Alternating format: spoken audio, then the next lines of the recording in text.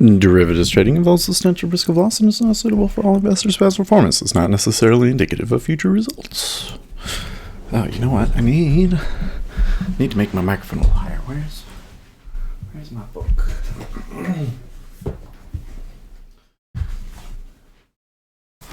There we go.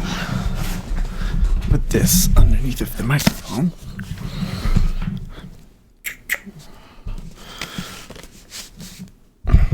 That's all it's good for.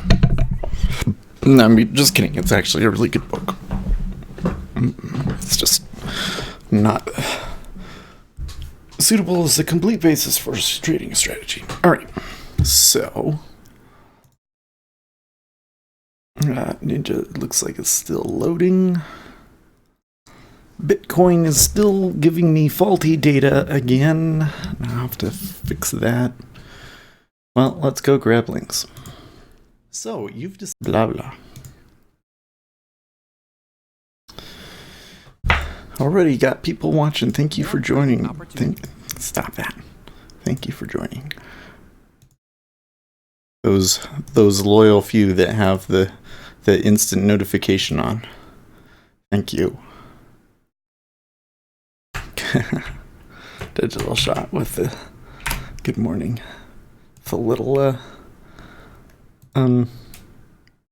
megaphone icon. I love it. Okay. Ninja Trader, what is wrong with you? Well, it says it's connected. This one, all of my charts are reacting, but I'm not receiving data. What's up here?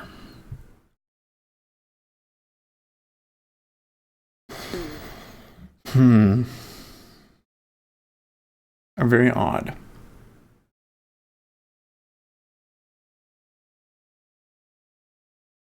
This Bitcoin data here is reload all historical data. I don't know what's wrong with it, but the chart keeps getting screwed up.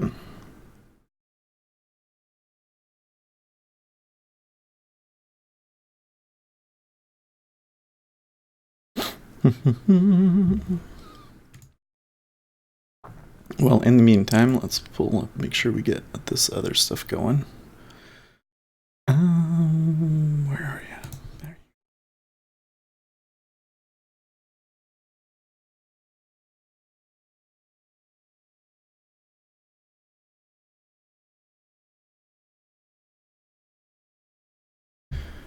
Good morning.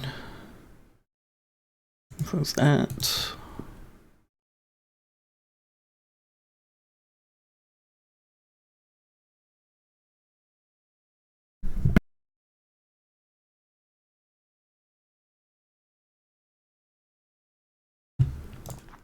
Okay. Bank of England's Carney, UK is a leading indicator for the world economy. Concern if EU and UK cannot find agreement. France pushed Nissan for a merger but was rebuffed. Oh yes, we got Powell speaking this morning. At 10:45, which is quite a ways away. And Jolt's at 8. Well, what is the deal here with Ninja Trader? Do I need to... I'm going to close Ninja Trader and open it back up.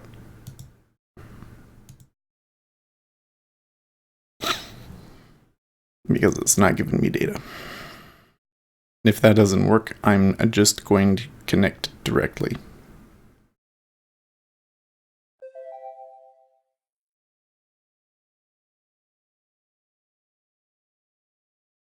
There we go. There we go. Very good, very good. All right, so E-mini has moved a little bit higher.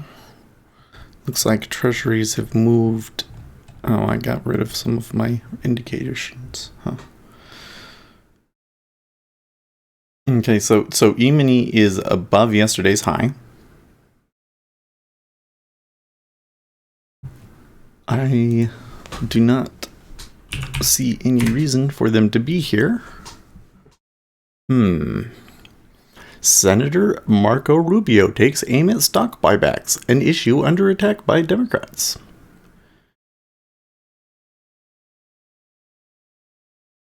Plan would raise taxes on capital gains as a way to discourage companies from pursuing share repurchases. Now, listen. If a company wants to invest in its own shares, that's that own company's business. I don't think that that's usually the best option. Frankly, if a company buying their own shares, they don't see much growth in their own future, they're not investing in growth, I don't want to own that stock. If stock repurchases are bad, then the companies will be punished for it in the long run, and people will stop buying those stocks.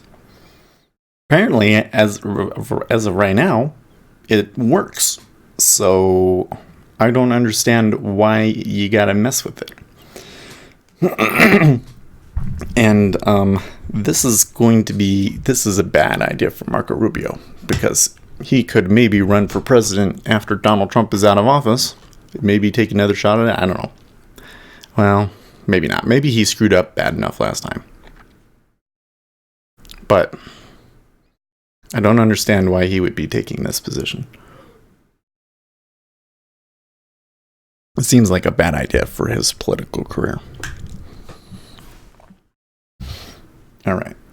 So how far are we? Okay, so we're well below all of yesterday's levels. We did get good trend down. I actually think, just based on that, we're at a pretty critical support level here. Back from February 5th. So if you recall, we had the ADP on the 1st. Let's come back. Let's pull this over. We had the ADP that really kicked things down, right? Big trend down day on a Friday. It was. See, Friday. Yep, I remember correctly. And then pretty much all of last week we had buying, as it was like the beginning of the month and going into auctions and so forth. And then we've been coming back, but now we're back to this level where we were. Now the problem is that I think that there may be a little bit of well, they're ticking down. There may be some support here that prevents it from going through. We'll have to see. I think that I'm reading some news about a potential deal, quote unquote deal, over the border wall that sounds like a complete disaster and may lead to another government shutdown. So I see some risk out there that might justify going long. Bank of England's Carney, direction of monetary policy is not clear in event of a hard Brexit. Well, that's not useful.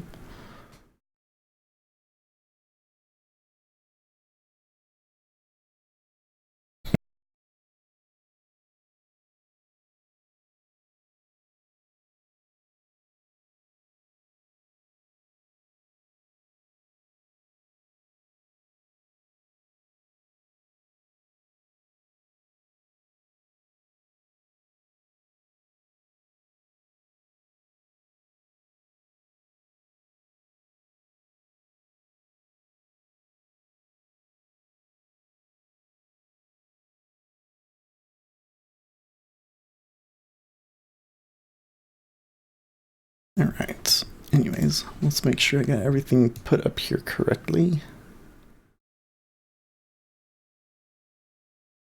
I need a little bit more. There we go. Okay. Well, I'd have to say, aside from those quick 2 ticks down, it's been pretty slow.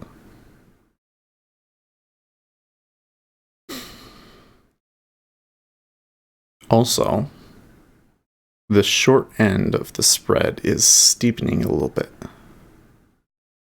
Oh, that is a very interesting.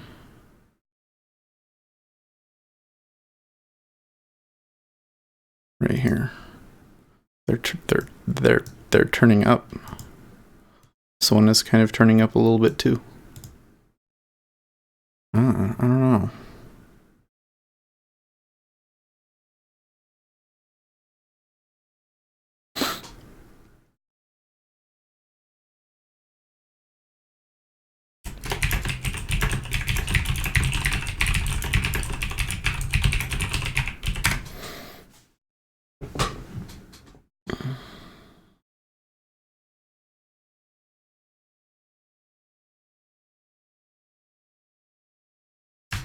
I'll just take a picture of that for you guys.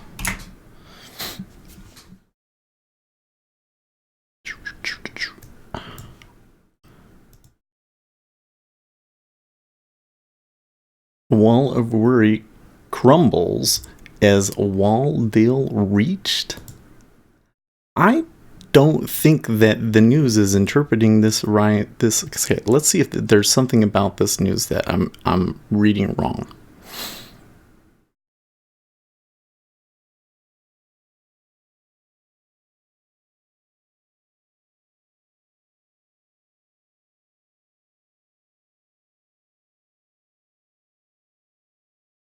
Now, it says it does not include Democrats' demand for capping the number of immigrant detention beds.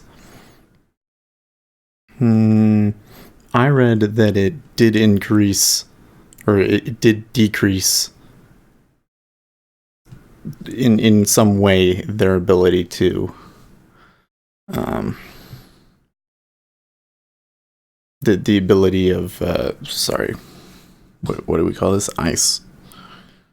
I was reading that it does decrease the ability of ICE to hold more people.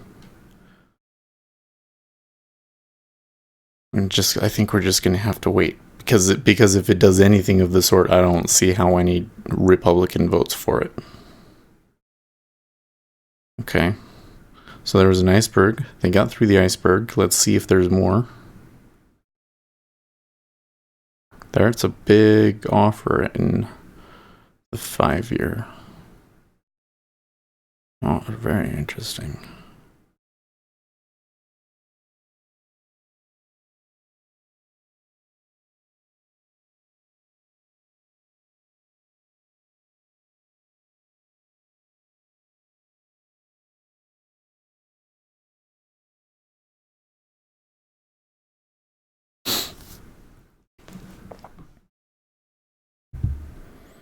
Okay.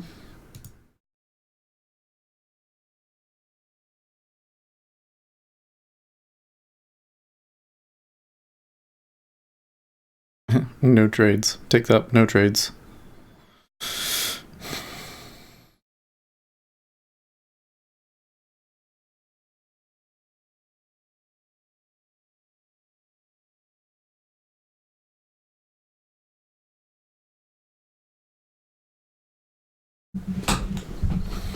Okay, 276. It's stacking. And it ticks up without us.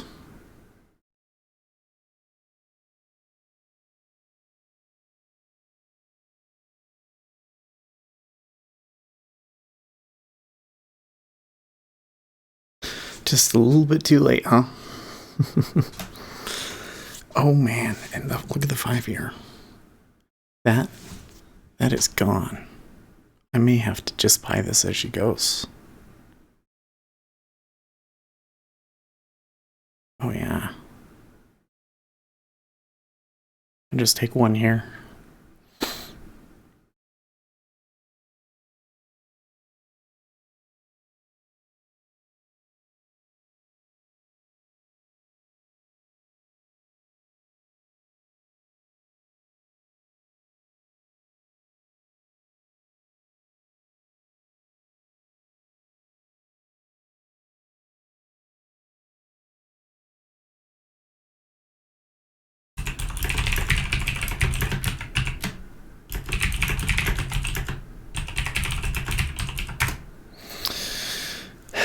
Bank of England's Carney, recession risk does exist in the UK. I think that meant that it says does exit. I think Live Squawk meant does exist.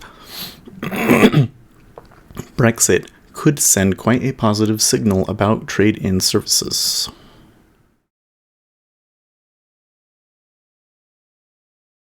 And Zero Hedge has an article, we're overdue for a sell everything, no Fed, rescue, recession. They've been saying that a lot this week. It seems to me that a Zero Hedge continues to be ever bearish.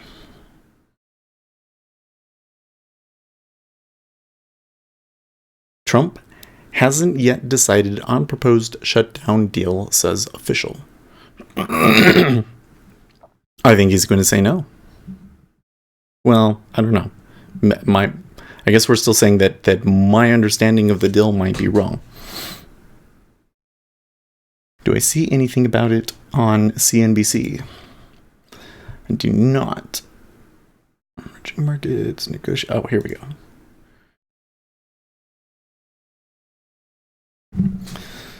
$1.4 towards physical barriers, not a wall, and would reduce the gap for immigration and customs beds by about 17% from the current 49,000 to 40,000. Okay, so my understanding is correct. This is a fucking disaster for Democrats.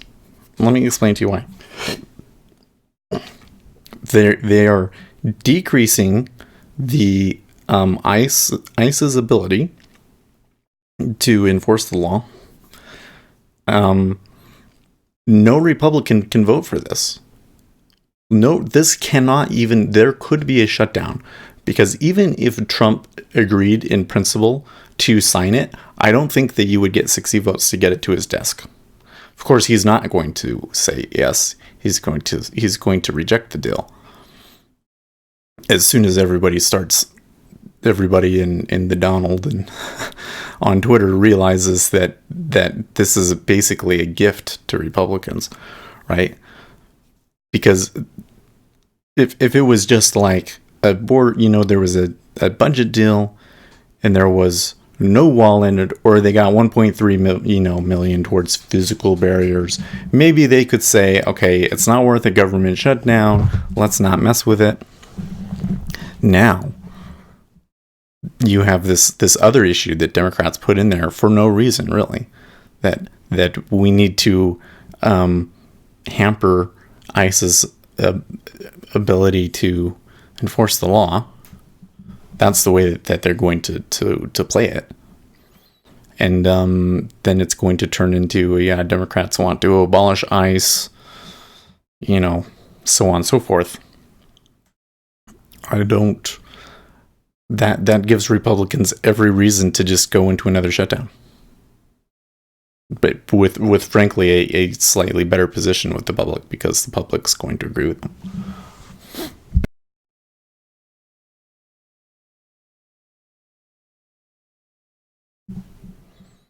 Could be wrong, but I just don't see how any Republican votes for that.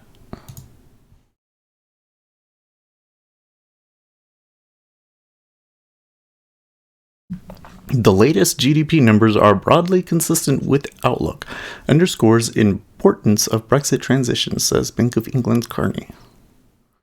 On assumption there is a Brexit deal, we assume investment picks up and economy grows more strongly towards the end of the year. Well, yes, that would be great. That would be great.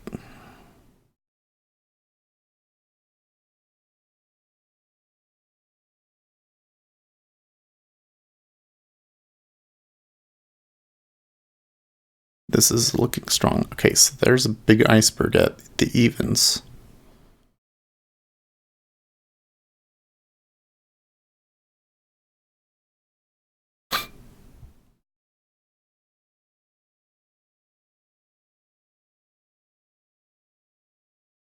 So there was a pretty big iceberg there. There's a pretty big offer that is not pulling away, but they're absorbing more at evens.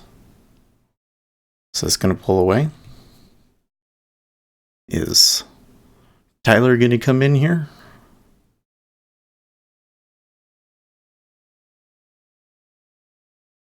Barney, China might stabilize economic growth slightly below 6% rate.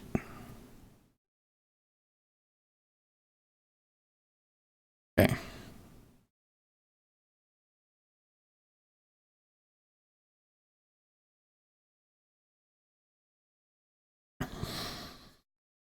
So they did take a pause there.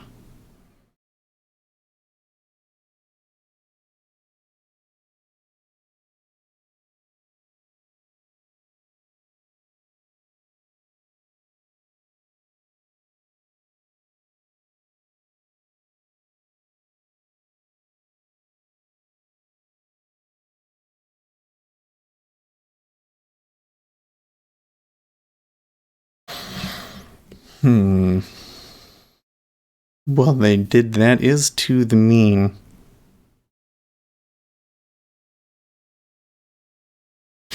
Yeah, Alligator says yes, it looks like a pullback mean reversion more than a strong indication of direction.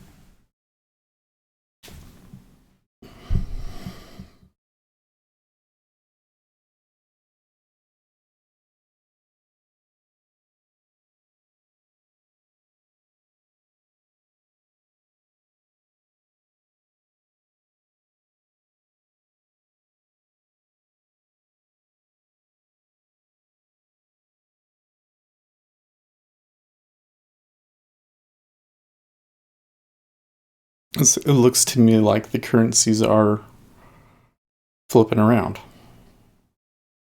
The Japanese yen could really flip on its head here. Looks like it's at a key level.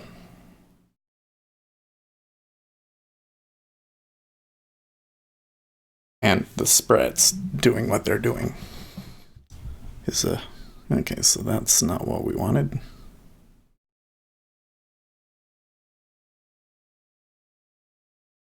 But they still don't want to fill us at 30.5, huh?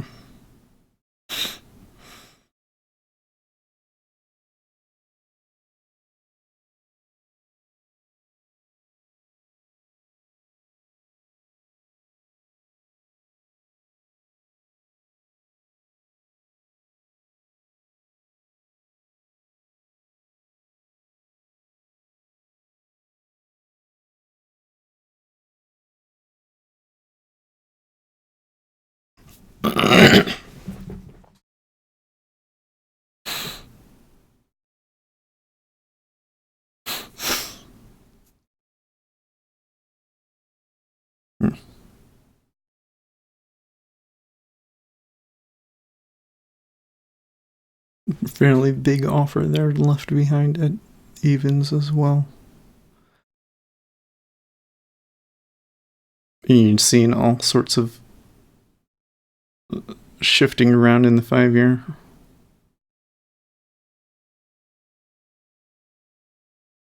They're working the 5-year.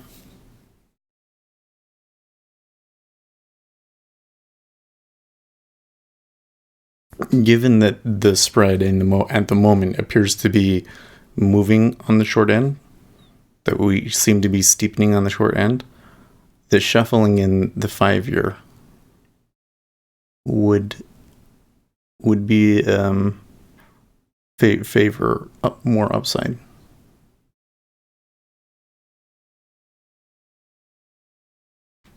Jan, hey, what's up? Big orders on the downside for the 30-year. Yeah, there is a couple below us, but there's a couple below us in all of them. Just kind of longer term support levels that I think we should expect to have down there. I don't know if they mean anything or not. Definitely if they disappeared, it could mean something. But what I'm seeing in the 5-year is really curious. Well, they're now leaving a decent amount at 18.75.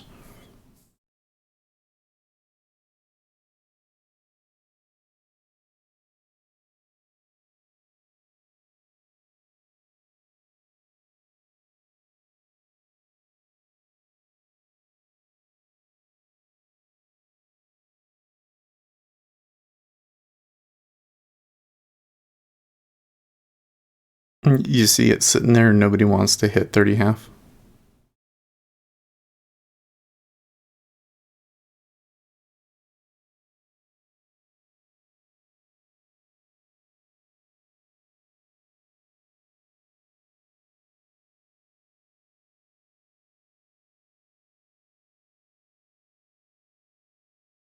Okay.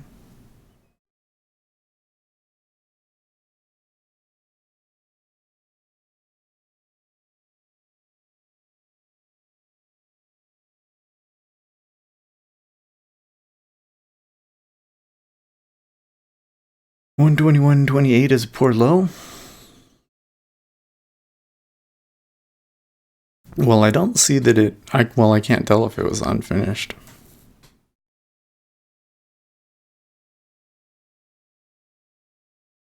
It could be the case that I saw the original signal, we had to move up, and then the 3 ticks up was all that there was to it, right?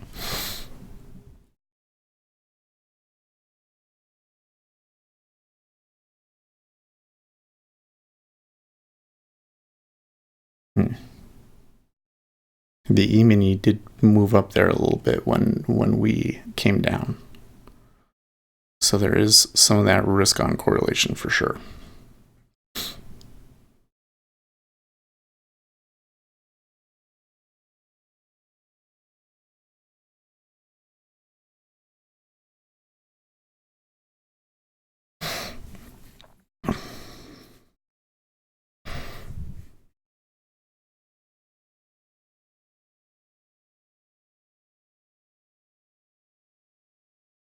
I don't know. 28. 28 is was a pivot. Was a pivot on the 6th and the 7th. So show it to me in ZB. Hey, ZB, the bottom of the thing is 02. Okay. I see.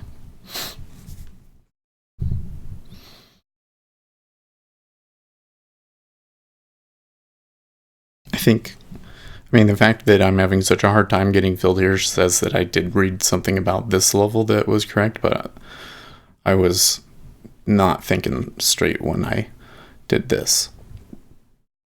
No,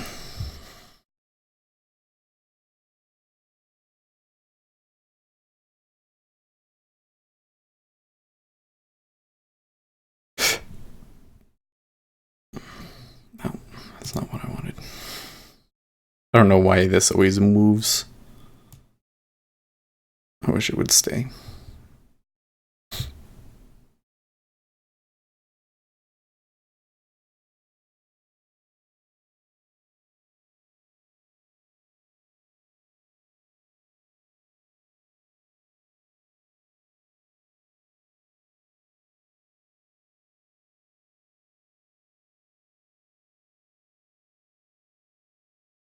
Hmm.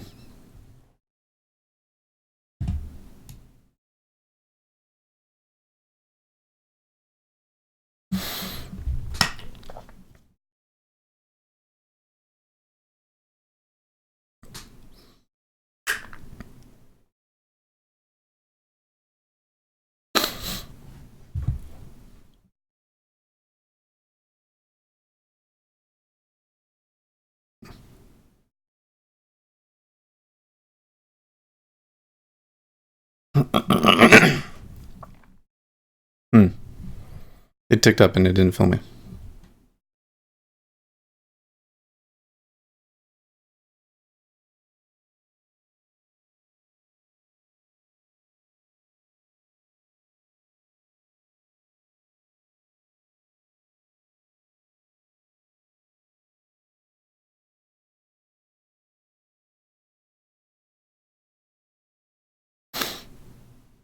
The 5-year hasn't broken out from this range though, so that tick up might just be noise. Can easily tick back down. Not only do I think that you could tick back down, but I think you could tick back down and see a lot of this size at 30 half pull.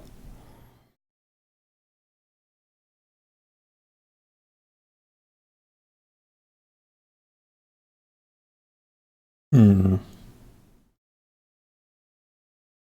Curious. There's a little bit of increase in size on the in the E-mini.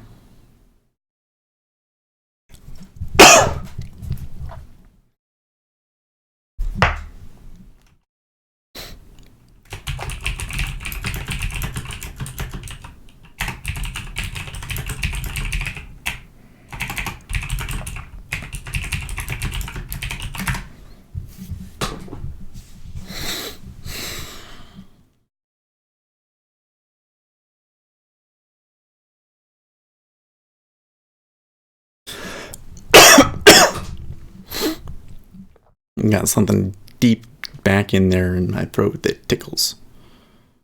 See, now they're hitting into 31 and it's absorbing.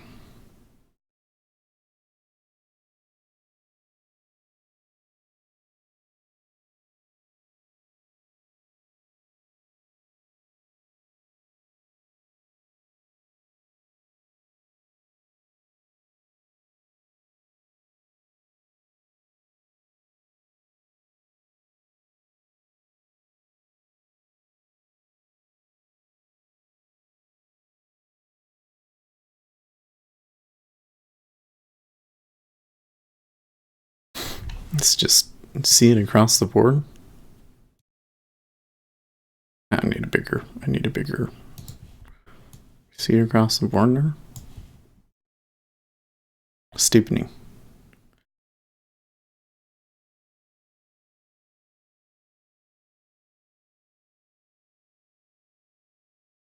Today's profile?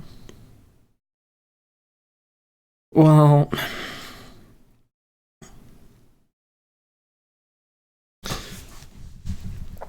I don't know if 84,000 is enough to really read into, though. Suppose it is a lot for this spot. The thing is, well, there is a couple of things that are kind of contradictory, right? But I'm not necessarily looking for like a huge move up. Not that it couldn't happen, but I'm just playing this range here.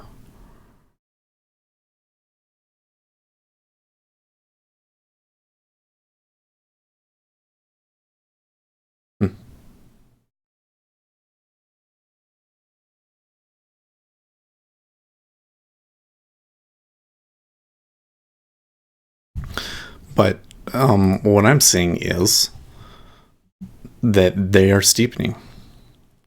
That to me is the most important thing happening in Treasuries right now.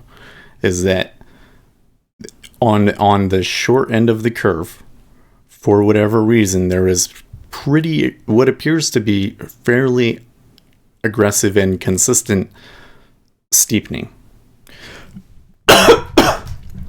which favors more upside. Okay.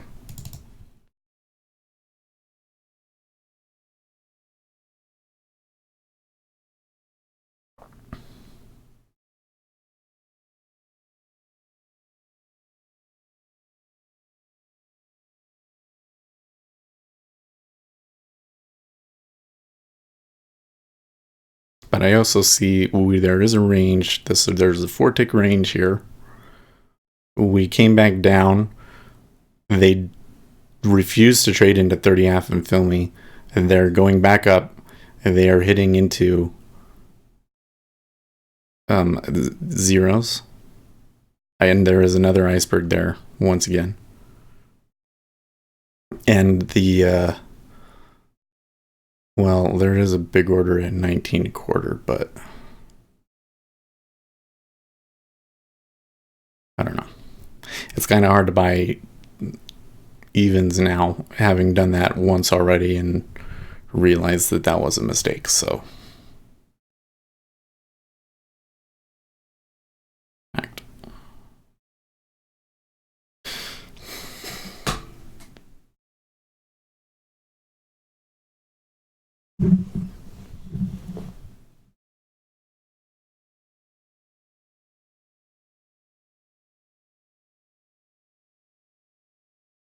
I don't know. The thing is I don't know if there was. I see at 28.5 that there was 608 traded into it. I don't see the 28 as a white price, which means that it probably finished there. That is to say, 28.5 never went offer. 600 people sold into it, but it never went offer. So that's a finished auction. I don't think that finished or unfinished auction is a hugely reliable indicator, but it is there, and they were down there for quite some time. And the thing is we went down to that low, and then we've come up. We haven't actually made a new high. You would have to touch 0.5 to make a new swing high. We equaled the previous swing high. We did not beat it out. But then we came back. We came back to, what was it, 30.5? And 200 traded into it, and they couldn't do anything, and they ticked it back up. So that says to me that there really is not any interest in going back to that 28.5.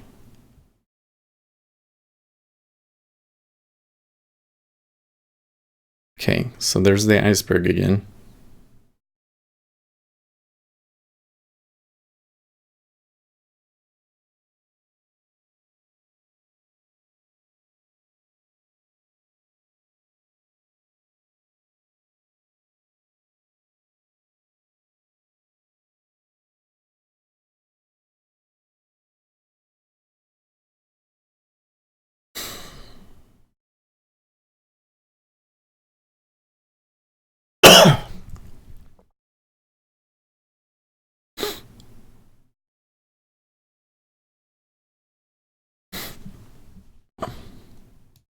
I should turn this back on, then enable the sound. They missed a short at 27.27. Well, that's interesting, Ace, that you're thinking of going short today.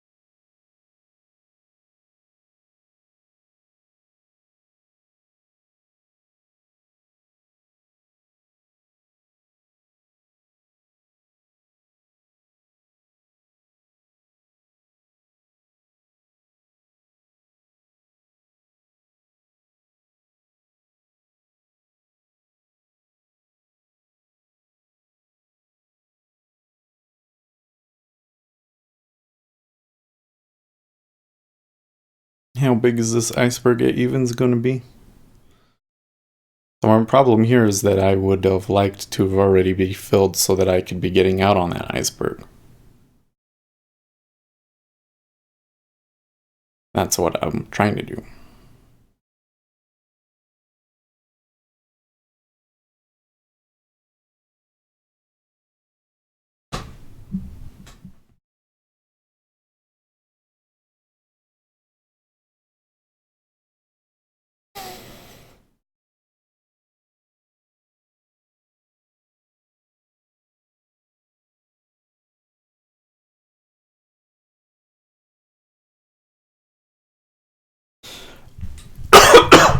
That felt like a pretty short first 40 minutes of trade. I'm surprised that it's already at the top of the hour.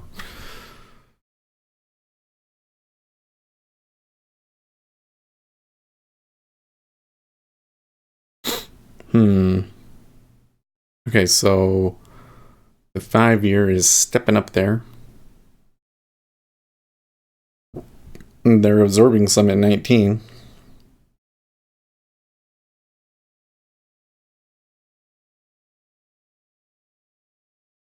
that 19 quarters not pulling away, but it might.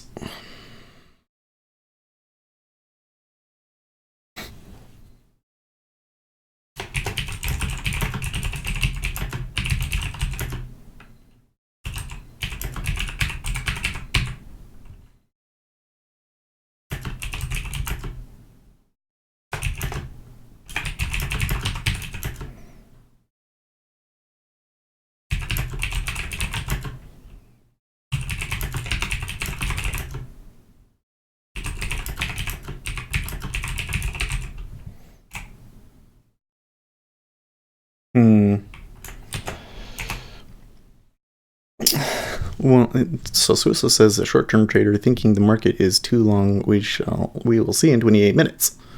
Sure. Well, but here's the thing I'm trying to say, Swiss. So what you should say, instead of saying, "Oh no, Seth, this is a bad trade," you should say, "Well, I see the profile of a little B, which I believe means that we will continue to see selling today, and I think that the low looks weak, and so I think that we're gonna go and make a new low." That's what I would say. But when you say, what did he say? Oh, I think he deleted the comment. Oh, when you say, Seth, okay, that's kind of like sticking your neck out, you know what I mean? Like if you're wrong, and I'm not saying that you're going to be wrong, I'm still a little unsure what it's going to. Well, that was a higher high, though. I think we could continue to see some move up. What I see at the moment favors long. That could change very quickly. Under Armour sees first quarter revenue flat to slightly down versus estimate of up 2%.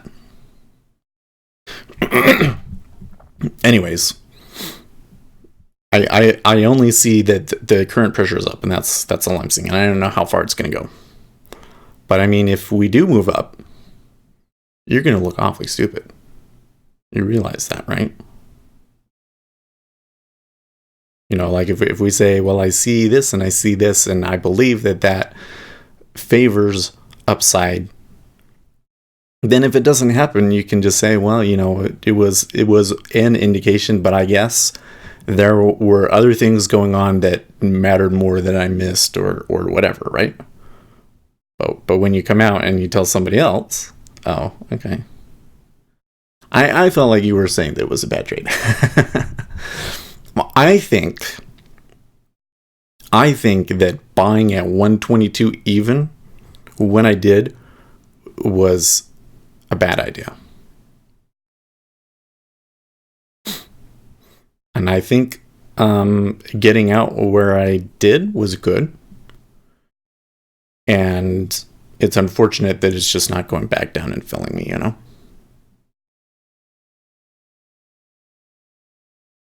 Well, they did push it down at 0.0 but they didn't put any strong offer on it.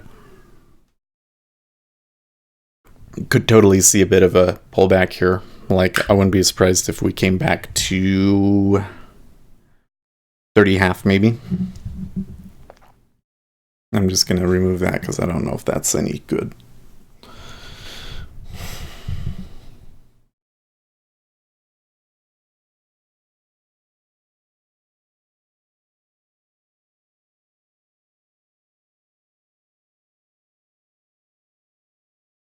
So, but the question that I have for you is on the profile thing. How much volume do you need to see at the, if you see a B, for instance, if you see a little B or a P or whatever it is, right? How much volume do you need to see at the point of control of that profile for you to consider it significant? Because 84, I think, is pretty typical, isn't it? For this time of year. UK's Prime Minister May's spokesman, British public expect us to leave on March 29th, and the Prime Minister is determined to honor that. Prime Minister has no plans to resign in the summer. Okay. Okay, Ace did get his 27.27.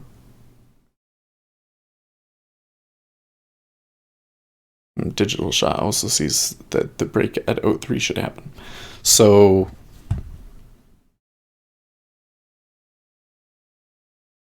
yeah.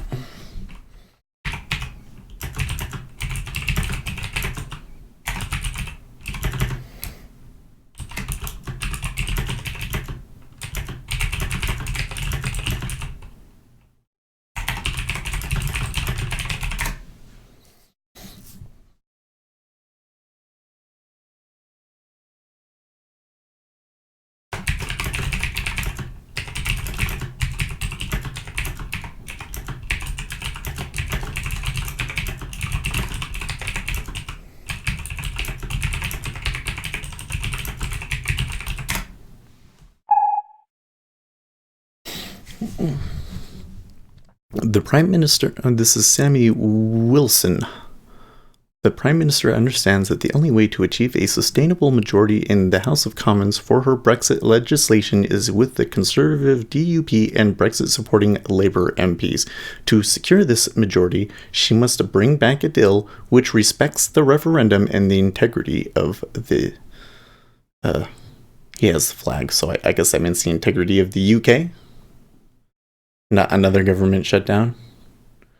So Jan also believes that there's going to be a Friday government shutdown.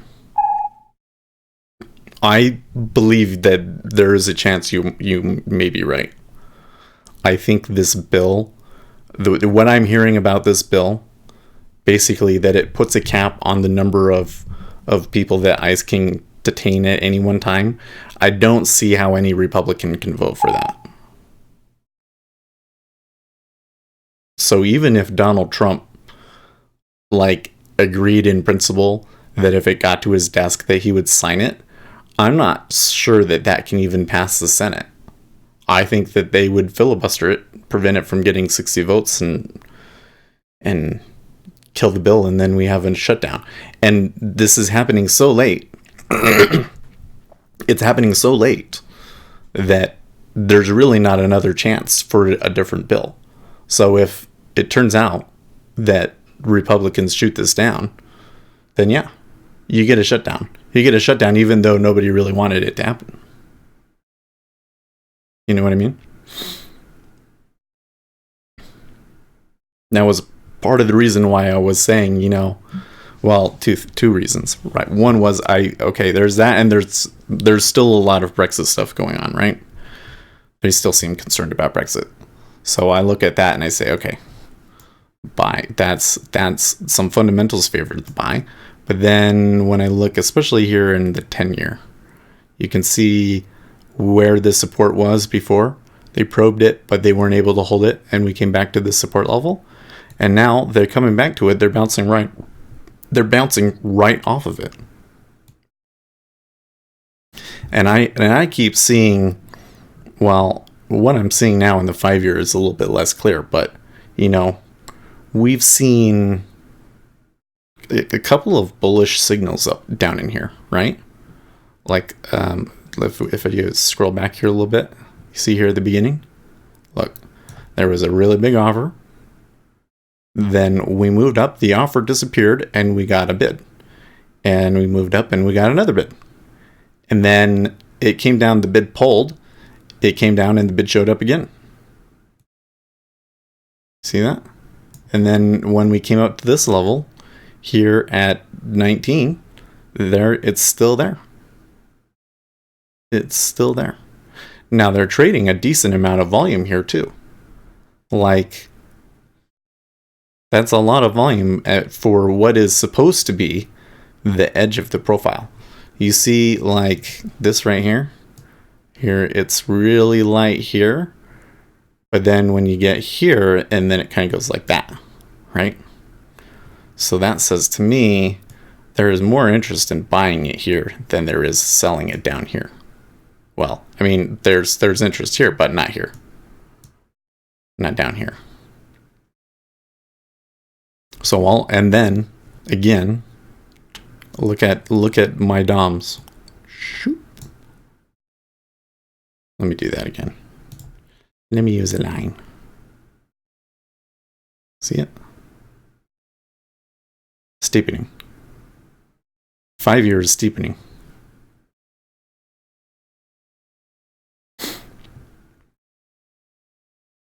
Now, the key here is I think when it's steepening, you want to watch the 5-year. The 5-year is going to be the one that's going to push it. And you can see, this one moved up 1, 2, 3, 4, 5. And this one has gone 1, 2, 3. Right? The 5-year has gone 2 more ticks than the other one. So if I saw that the 5-year was exhausted, then I would want to get out or in or whatever.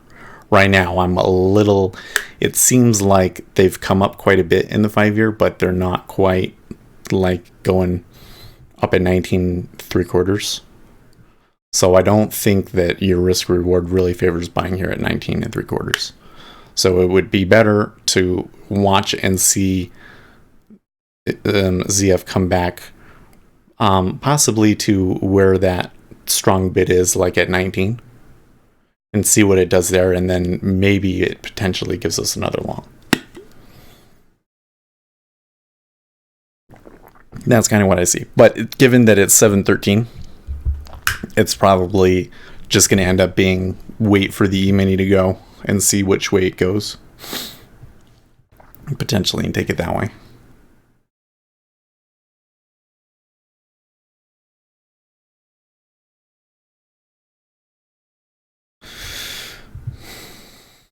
Swiss says it has nothing to do with volume, but how is it trading?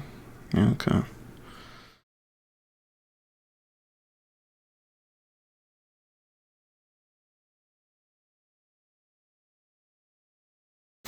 Euro USD moves above trendline. Buyers trying to take some control back from the sellers.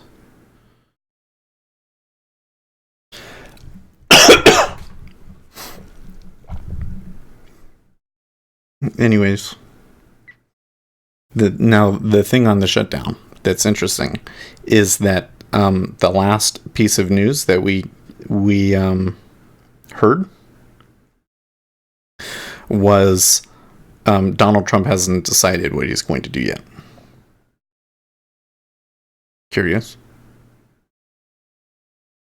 But I don't think that everybody has quite realized what's happening yet. Like when I go on Reddit, the people on the Donald aren't talking about it at all. They're still talking about the rally last night. When I go into r/politics, there was like one story that made it up to the top of the page last night, and that's it. And all of the comments, when I read in there, don't really make a whole lot of sense to me. Like, there's a lot of comments that are like, "Oh, they're giving 1.3 billion for the wall. This is unacceptable." And I'm just like, okay, you're not a useful commenter. That's what I think when I read those. It was like, there's nothing insightful about it. It's just like a knee-jerk reaction, like, oh, deal bad. Okay, tick down. Reasonable stack at 01.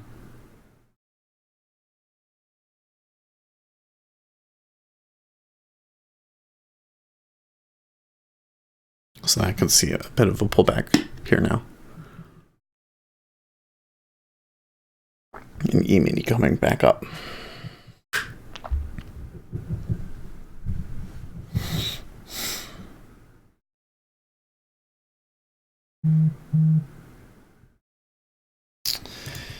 Is that our morning notes? Yes, it is. Morning futures for major U.S. stock indexes were up, with investors optimistic about Washington's tentative deal to avoid another shutdown and the renewal of trade talks with China. So that's exactly the big thing. The thing that like is big red flashing lights in my head is that if the move up in equities is over the potential border wall deal, the deal looks like shit to me. Let me rephrase this. The deal looks like a gift to Republicans. It seems to me like the Democrats have made a tactical mistake. I think that McConnell is going to get this bill and he's going to smile. I don't know what he's going to do, but I think he's going to smile. So for markets to be up over that just seems like not a good thing. WTI crude hits $54. Anyways, the dollar pulled back slightly against a basket of major currencies, having touched a 2-month high in the previous session while gold edged up. Oil prices were almost 2% on the back of OPEC-led production rates. While bearish zone is in the 02 to 06 area, as I've already mentioned. If prices managed to get within one tick of yesterday's TPOC target level 145.27. I'm thinking they could test the naked point of control at 145.10 now that they've spent some time trading that low area. But they'll need to get away from that TPOC formed in the overnight session. So John is seeing that I think that he's kind of describing what Swisso was explaining too, that the volume profile does seem to favor more downside. Well, if it is, it's giving you a pretty good short right here. In fact, I'm thinking I might just be able to take one or two here. Just based on the way that that's trading, the 5-year is going to come back.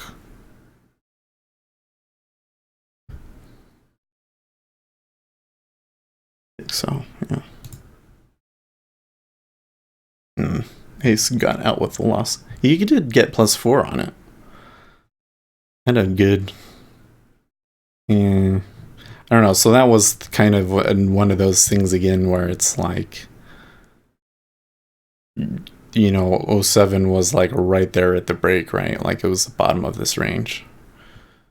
We had taken it at a little bit higher, like at 28. Might have been a little bit better risk reward. 5 out of 6 global central banks are still flooding markets with liquidity. Oh, and which is the 6th one? I'll give you 3 guesses, and the first 2 don't count. It's the United States, of course. It's the United States. Notice.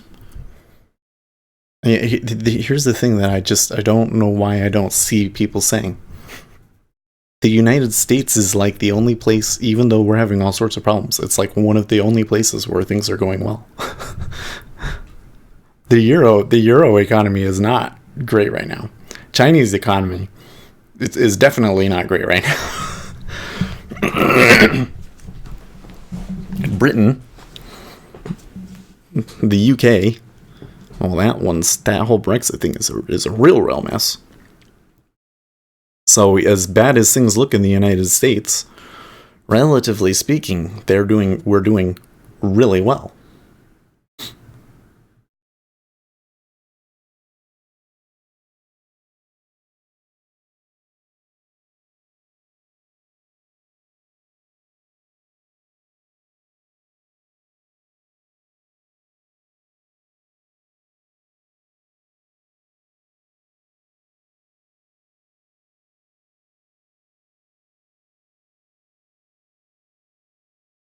I think Digital Shot got a really good trade there from where did he take it from 31 to 01? Yeah. The cleanest dirty shirt in the laundry.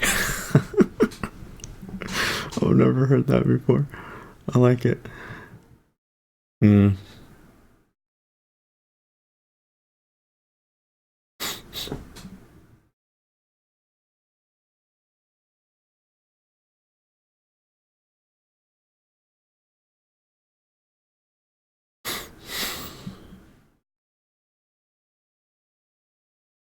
Good morning, Lucas.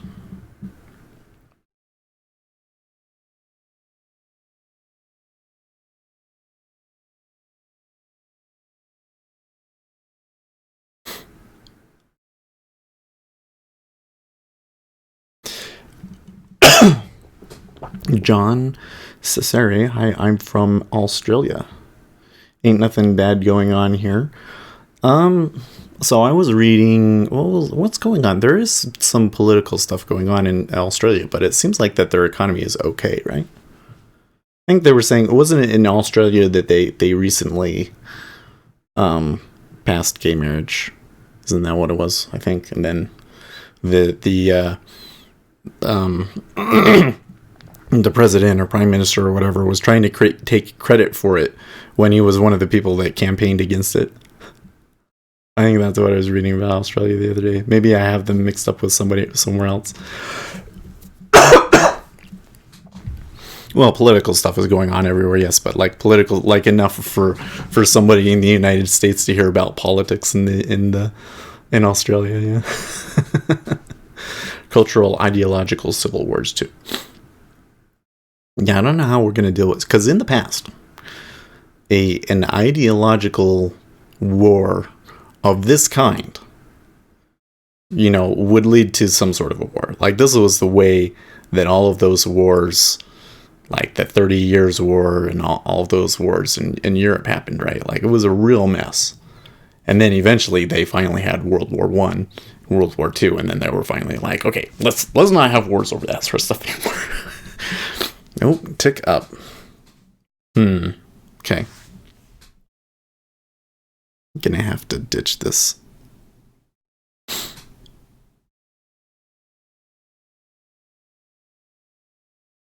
Surprised. Yeah, housing market is in the dump. Okay.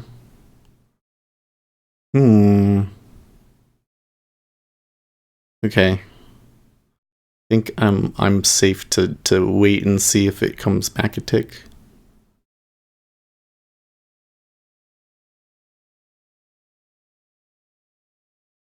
I wouldn't buy a house in Sydney right now. Ugh. That's interesting. So is the market just like overbought or something, or what? Yes, the prime minister at the time was anti-gay. His sister is gay too. Okay, tick down. Not a strong offer.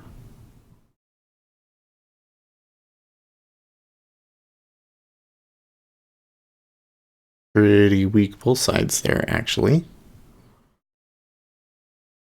Like when the 10-year ticks up and down and they're only putting up like a dozen contracts, that's like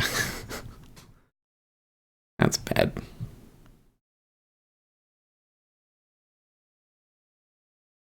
$100 contracts and they don't sell that either. So like not even the robots want to trade this now.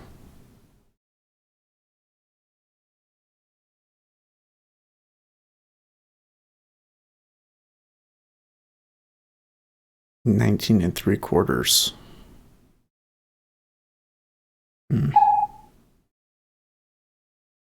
U.S. stocks set for gains after shutdown deal. These Forex lives. I think I should have gotten out there.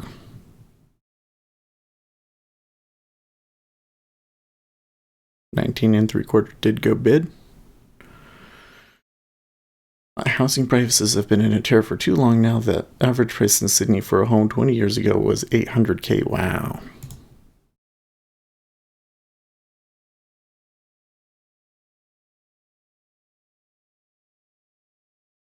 I thought when it was kind of being weird there at 01 that meant that I had some time.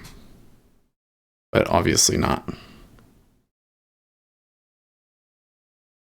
$800K is a lot.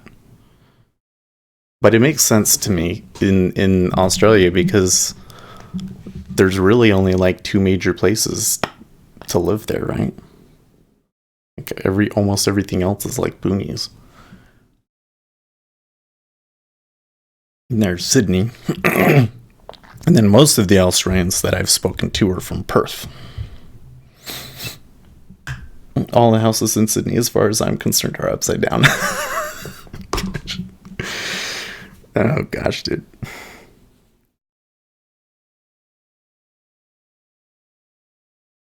See, they're stepping up here to the top, but they don't appear to me to be ready to go.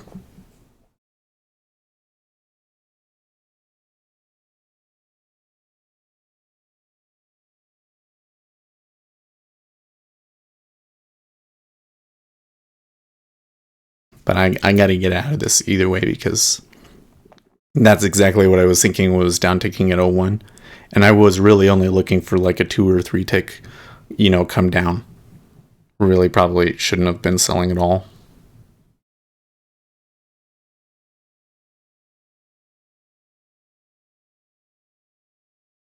Was just slightly too much of a risk for the context. Houses prices need to come down. It's been 25 years since we've had anything close to a recession. Yeah, so the problem that I see is that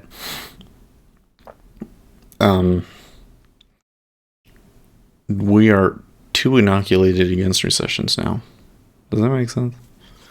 So, like, after the big financial crisis, the big, man, hold on, might end up taking the full thing if I can't even get the fill at 01 half with 317 in line.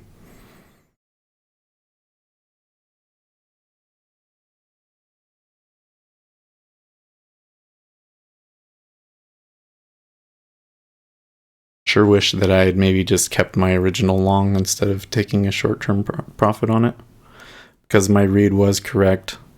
And then I tried being clever and taking a little short-term scalp, and I ended up really screwing that one up.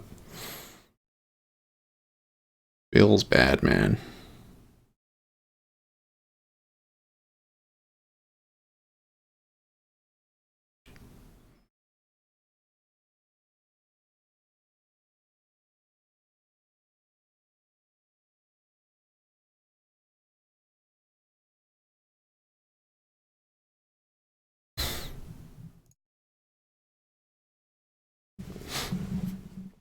Yep.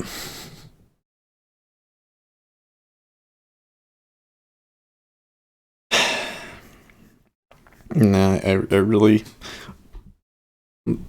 I think the thing that screwed me up the most was, okay, like I saw the short and I got filled on it. That's okay. And then it ticked up again and I was like, okay, this isn't working. But then, it came back and it was doing that thing where there was only like a dozen being bid or offered. That usually means that nobody is interested in trading it.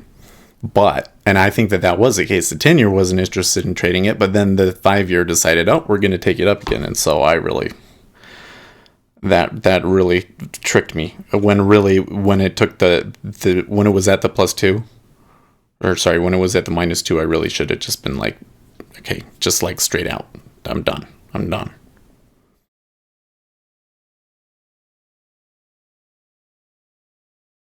Now, though, that we're bidding at 20, and as strong as that bid is, okay, so there is an iceberg there at 22 half, 02 half.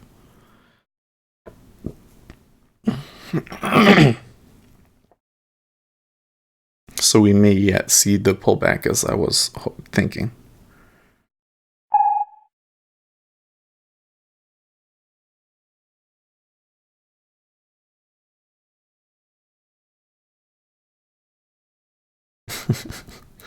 Zero Hedge says, Wall Street has never been more worried about corporate leverage. Probably explains why Wall Street just poured a record amount of money into junk bond funds.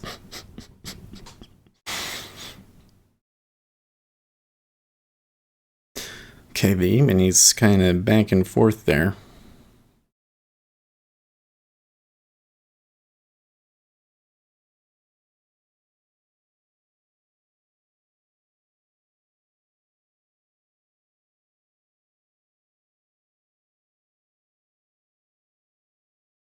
They're going to trade another 7K iceberg on the upside, huh?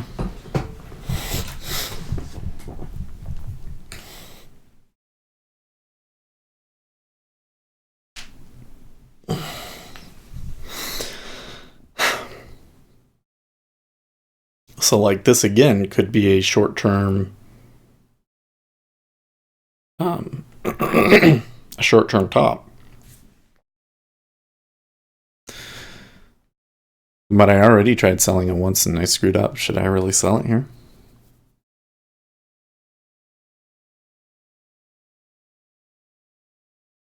Look at the E-mini.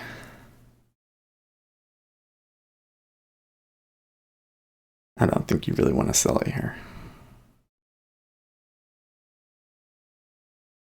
Not yet. Let it go offer again.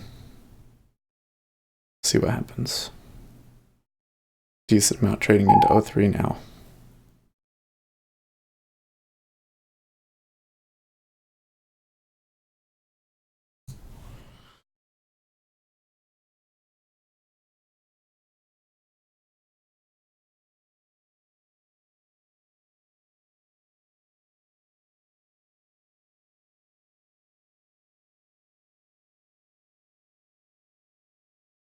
Just another tweet about Trump being undecided on a tentative border deal with minimal wall funds.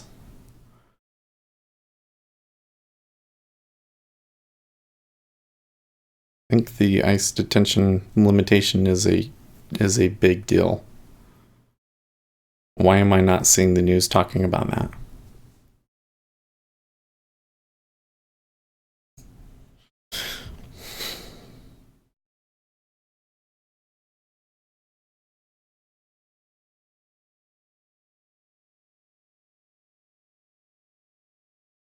It feels like you suck in the type of action they go through icebergs, like if there's buying pressure, but then it falls relatively easily. I wouldn't necessarily say that. I think that I do better in a trend. So here in this case, I bought it. I was right. I wasn't super confident, and I was trying to play ranging action.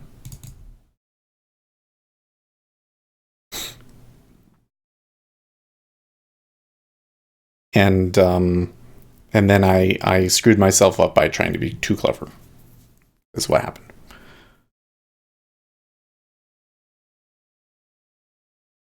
I should be going offer again.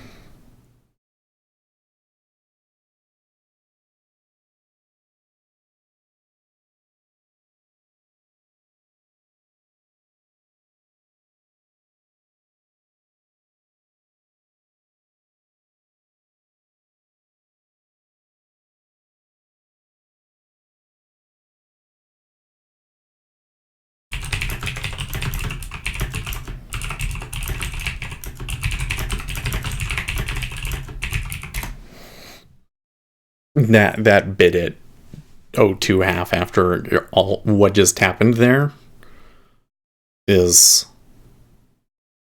suspicious.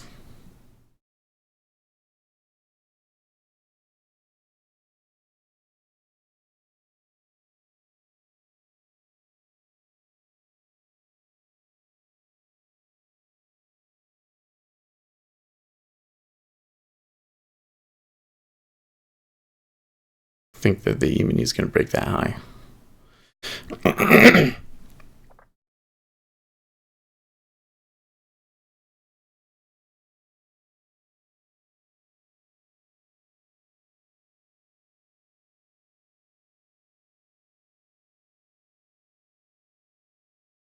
Yeah, I thought digital had a good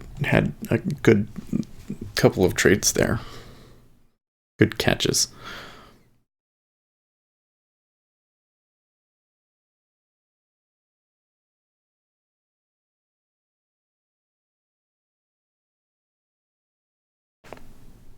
This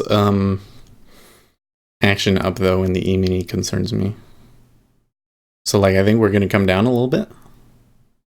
For sure. But it concerns me because I'm afraid that the E-mini is moving up on not irrational, but on the wrong idea. Like they're wrong about something. They think that this deal is a good thing. They think that the government shutdown's done. Markets can breathe easy now. We go up. There's not going to be another shutdown. And so they could buy up this morning and then, an hour, maybe even in the afternoon, then Donald Trump comes in and smacks it down. Like it just seems like setting ourselves up for a really, really awful disappointment. Okay, well, they just pushed through some significant volume there. Hmm. Iceberg at 02.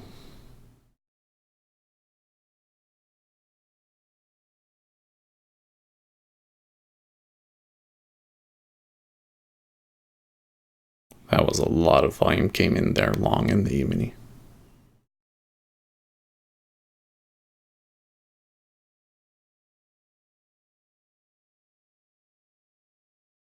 Good.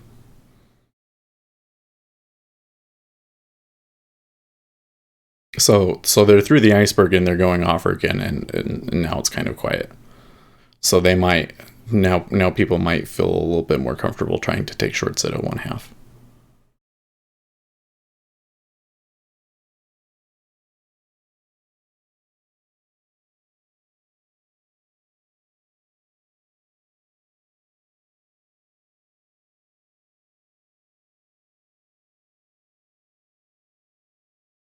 Yeah. Level 2 flip. Couple going into it.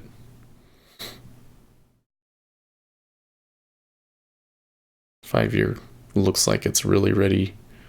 It's already turning around.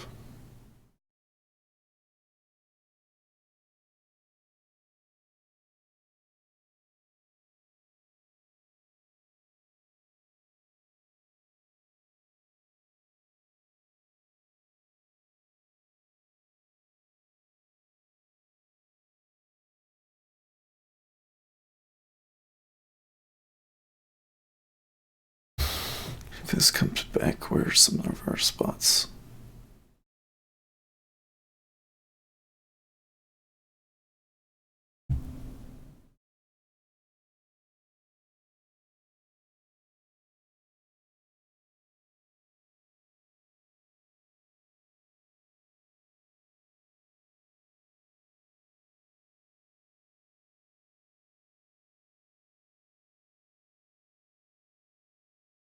Okay.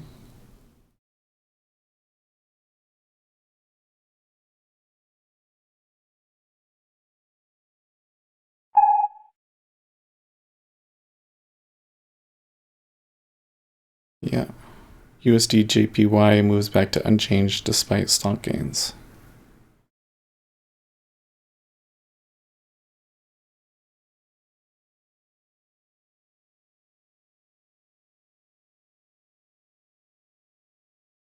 So I'm already seeing the sell pressure subsiding in the 5-year.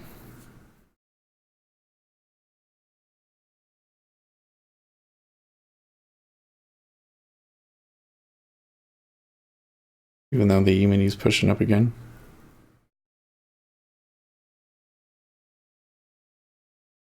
Okay. Fine. Yeah, nice call on that short. Thank you, Lucas.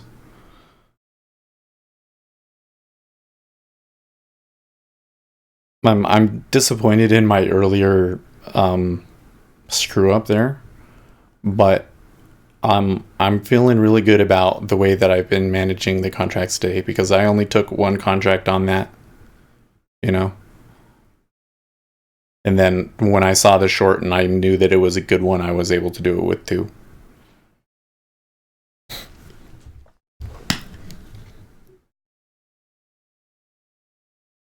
And now that I'm not quite sure about this spot, I can just kind of like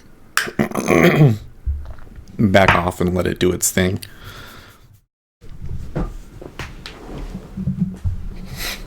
You know, if the context was a little bit different, maybe I would try and let that one ride a little bit and see if I can get 3 or 4 out of it.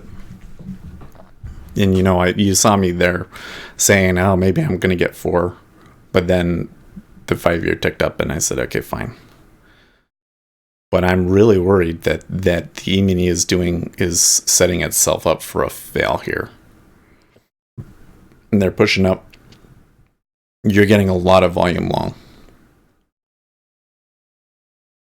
And if it overdoes it, it comes back, and then bad news comes out, Like any second here, it could just happen.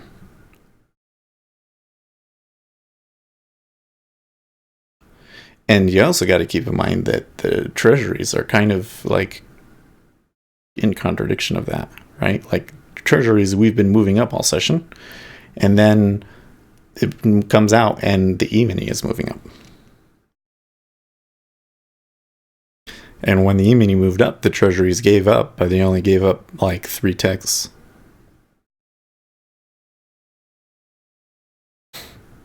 The flat, there was a bit of some that steepening that we've been seeing all morning did come back a little bit though.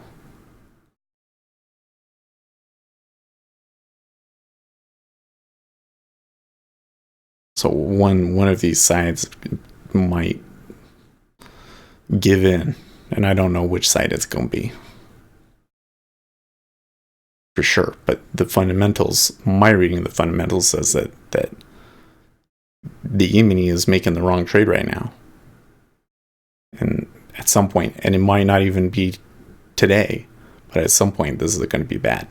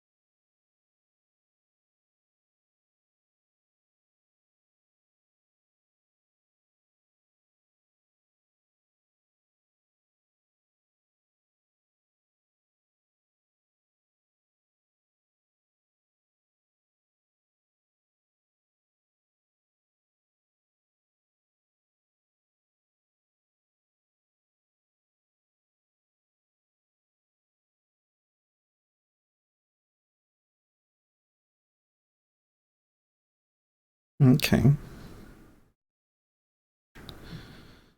So I took it at 0.2 half. I took it off at a 1 half. Level 2 is equal there, and the E-mini keeps pushing up.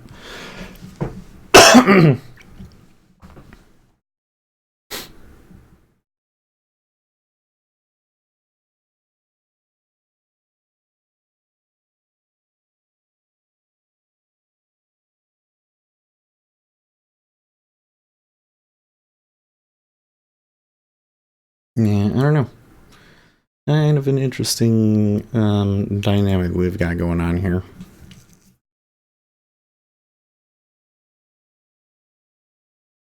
You can still see the steepening there on that last move. Okay, so there a 1 half goes offer again.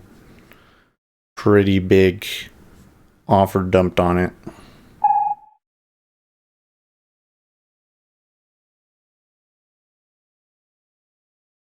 Big fat buyer strike traders with 51 billion boycott the market. Says Zero Hedge. A decent amount going into 01. So I guess it's saying now that I could have potentially held it.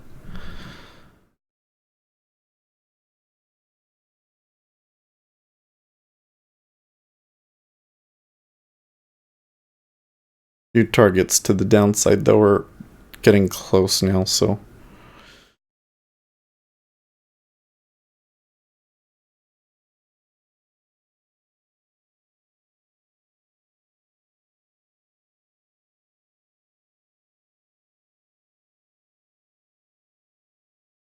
Yep.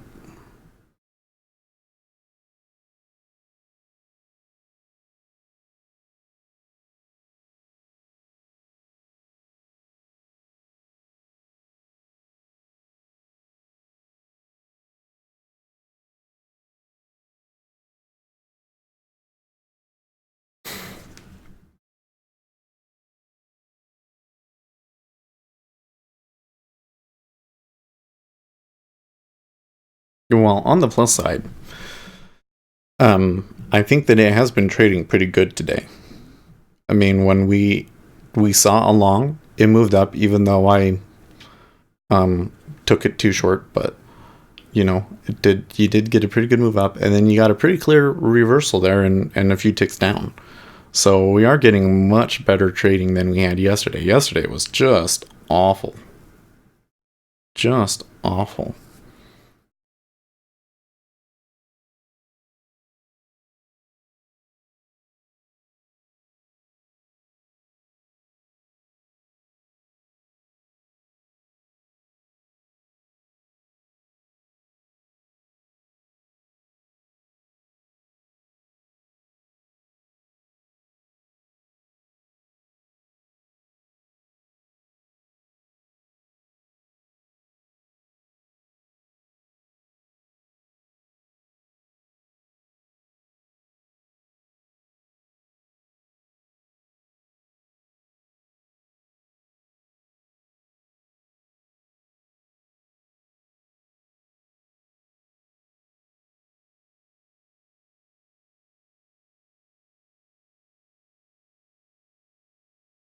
Could have gotten 4 on it.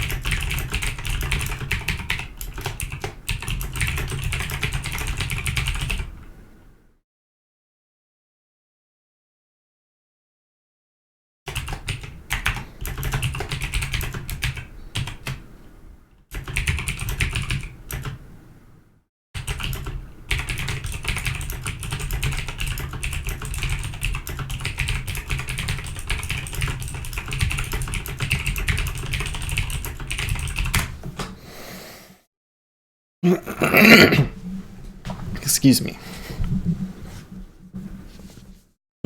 Katie Couric is writing a memoir, one she is counting on to live up to its title, Unexpected. Oh dear.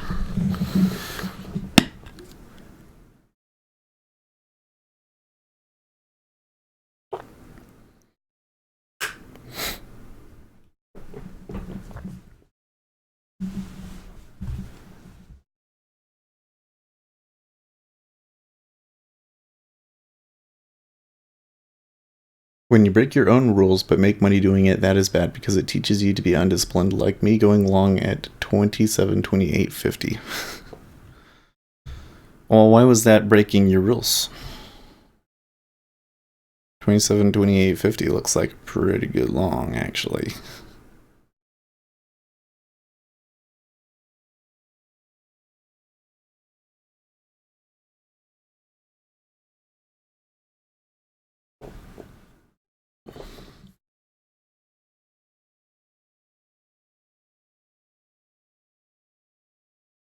One thing that I think is making this difficult to trade is that it's been thick on both sides.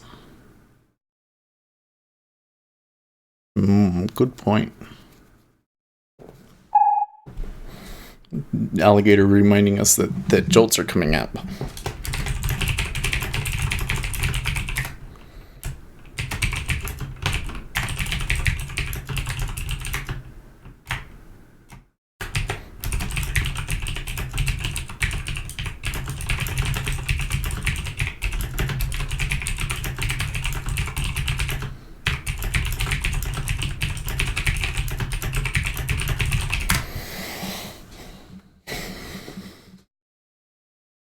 Oh, when I haven't lost my rules to not take another trade for an hour or so.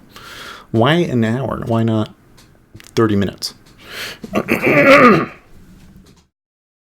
can understand, like, you get a loss and sometimes you do it like over and over again. And maybe it's better to wait for the next time price opportunity. But then I would wait 30 minutes not. That's interesting. All right, well, what are we looking for on the JOLTS number? 6.84. So an expected reading of 6.84 with a prior of 6.89 million. This is job openings.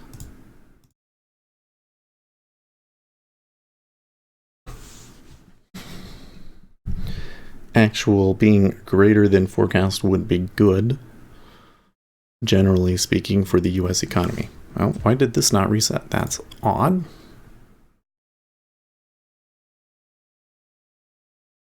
It says auto center. I guess I just screwed it up. So, Treasuries coming almost all the way back.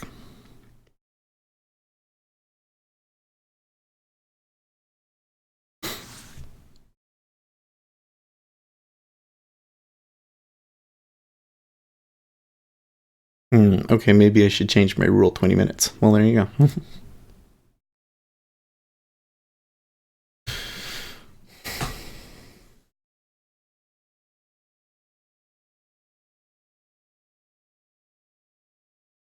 Yeah.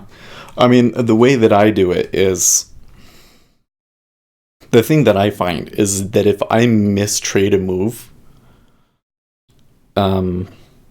it's very often that I will mistrade it over and over and over again. Right. And so, yeah. I either wait 30 minutes or I wait for, it to have pivoted. But I found that that's like the average rotation for these markets tends to be 30 minutes. Like this is going up. It's been going up for almost 30 minutes. Now, when the 8 o'clock hour comes along, I think that there's a pretty good chance that they're going to go short. It probably depends very greatly on the jumps or on the JOLTS number.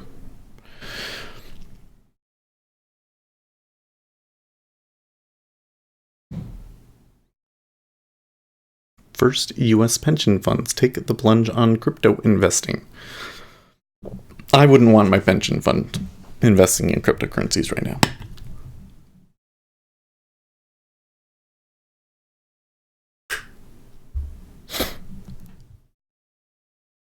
Maybe now is a good time to run my numbers.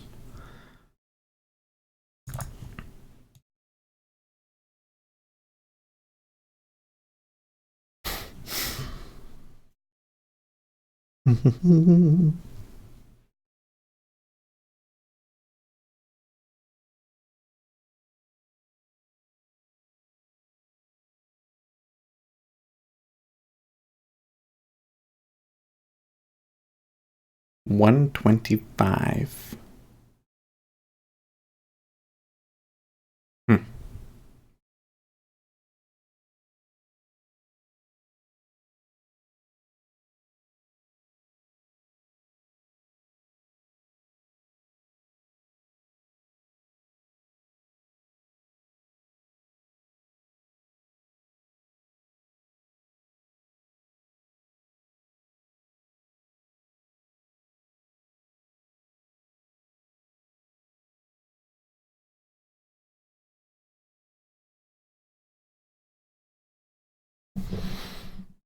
$122 even is an interesting spot for it to come back to.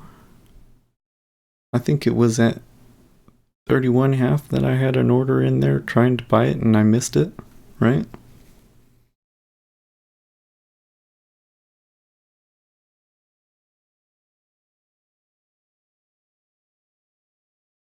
And then it was below that. I think it was 30.5 or 31 where I had a buy that was, it had a good spot in the queue and they never came back to it.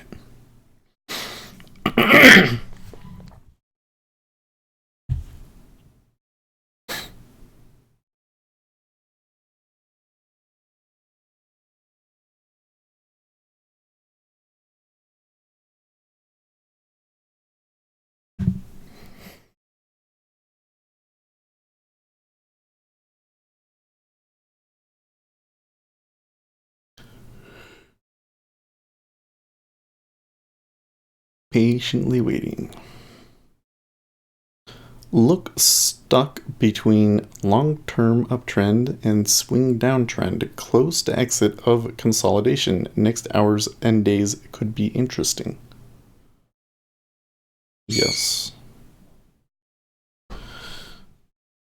Well, it may not do it today, but tomorrow in particular might be a really key day. Where are we at? Yeah. See, the E-mini right now, what I see right now is that the E-mini wants this previous high. 2738. 2738 is where they want to go. They got to beat that out.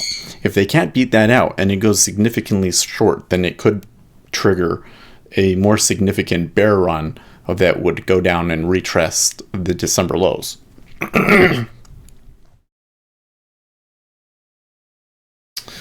2 minutes for the news.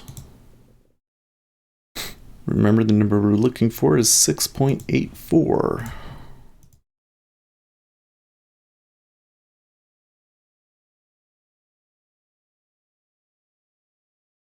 Even if you see a setup you're used to seeing, well, like that's the thing, is that you've seen a setup and it was wrong. And now if you're on the same move and you see, a signal that's telling you the same thing, then there is a pretty decent chance that you're going to be wrong again. And that's how you end up with seeing traders making a trade where they're dead wrong 6 times in a row, 6, 7, 8, like it can totally, I've totally done it before. It can totally happen. I think it's a relatively common thing that it is a good idea to have some sort of a rule to prevent you from doing it. So the way that he's preventing himself from doing it is he's waiting a certain amount of time so that he knows, then that the market is different.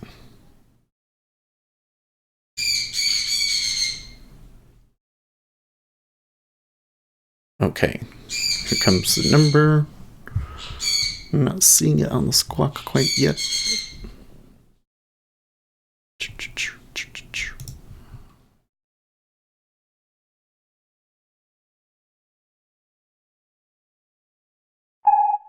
Okay, 73, 7.3 versus 6.84, so it is a good number. It is a good number. Again, that's 7.3 million versus an expected 6.8 million.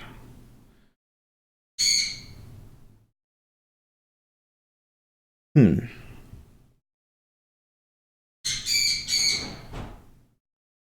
lot of volume that's traded there.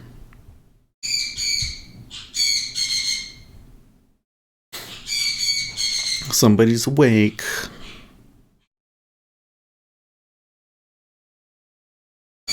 Decent amount trading there at evens again.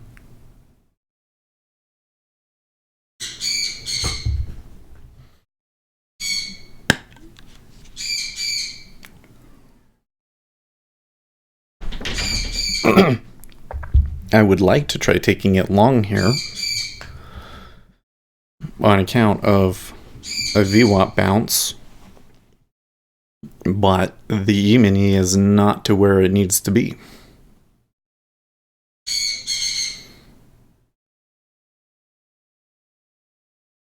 Federal Reserve issues final rule implementing flood insurance reform provisions.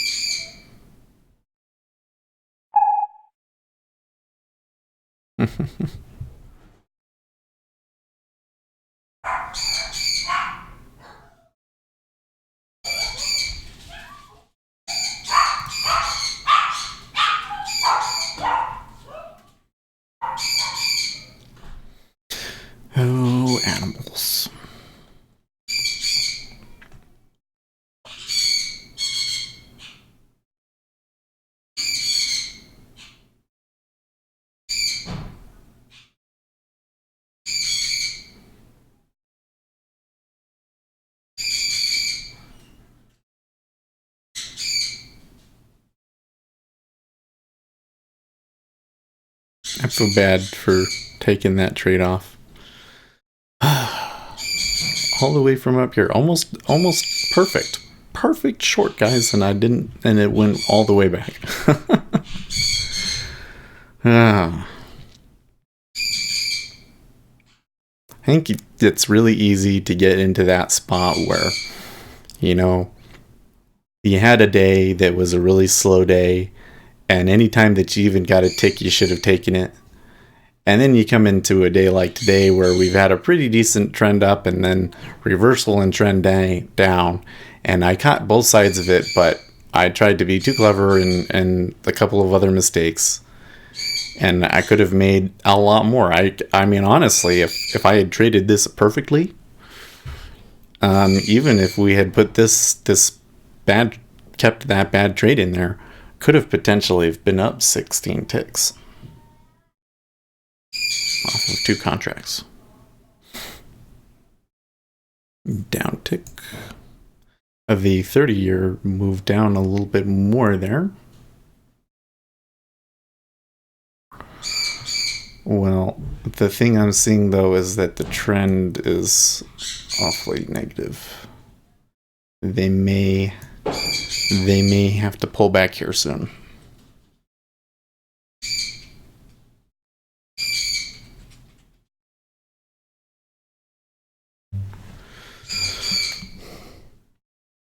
Treasuries have come back too far. Equities are not at 27.38 yet.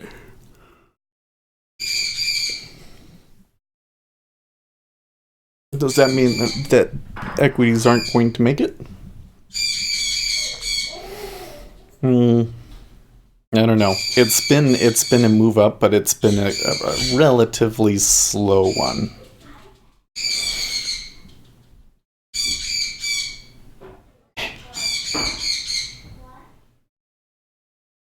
I regret getting that second bird. It is so much louder. He's so much louder and shrill. Encourages the other one to squawk more.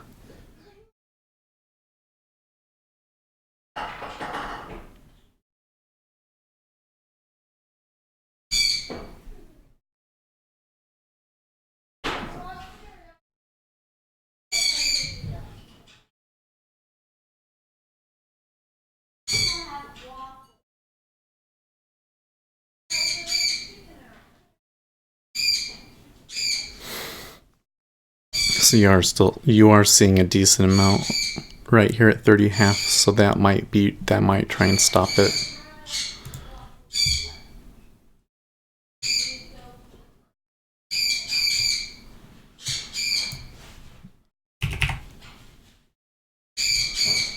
Let me try that.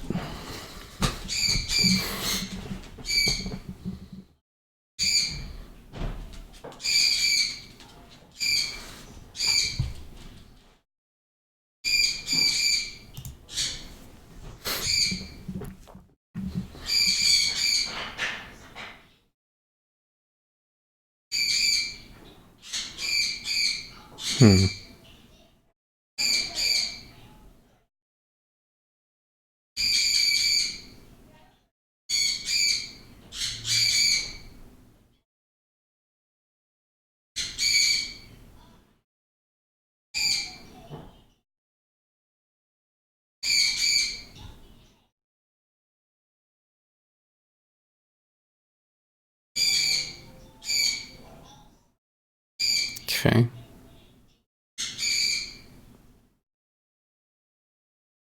So that's not exactly what you want to see when you buy into it for trying to catch the edge, and it doesn't actually tick up. Gidley, we're not sure yet on Trump backing border agreement. He's not going to agree to it. Like, man. I don't understand what people are thinking. You're going to limit the number of people that ICE can process at any one time, and you think he's going to sign that? You think that the Republicans are going to pass that through the Senate? Maybe I'm like way off base here, but this whole thing, I'm having one of those things where I'm like, I'm hearing what they're saying, and it's like, no. And whenever I get that, I always question myself. I'm always like, you know what, there must be something like that I'm not seeing or that I don't know, because I don't understand why everything that I'm seeing on the media is okay with this. Because it doesn't, there's no way that they would be okay with this, you know? And yet, when I feel that way, I'd say I'm not always right. I'm not even sure if I'm right the majority of the time, but I'm right at least half of the time. And to be catching it like something that is like so counter to what the majority news narrative is, I think is kind of significant. It means that like I need to pay attention to it. That doesn't make the deal doesn't make sense to me. I don't see how that gets passed. And if that's the reason the markets are buying, then we are setting ourselves up for big disappointment. Like Donald Trump is going to come out and say that this deal is ridiculous, and the market is just going to take a huge hit. It could, maybe it is possible that they want that to happen, so that when Donald Trump comes out and says no deal, and the market declines, he gets blamed for the market decline. You know what I mean?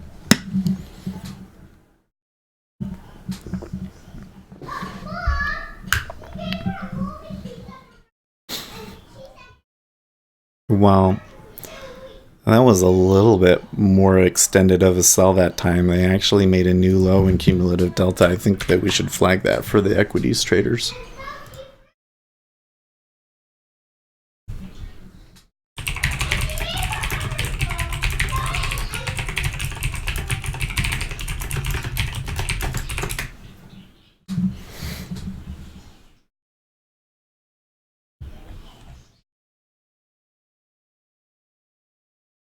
Oh, that's interesting.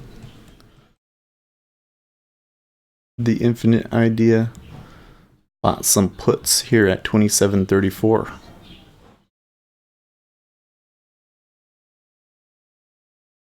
They're all seeing shorts. But I see Uzi seeing the down move.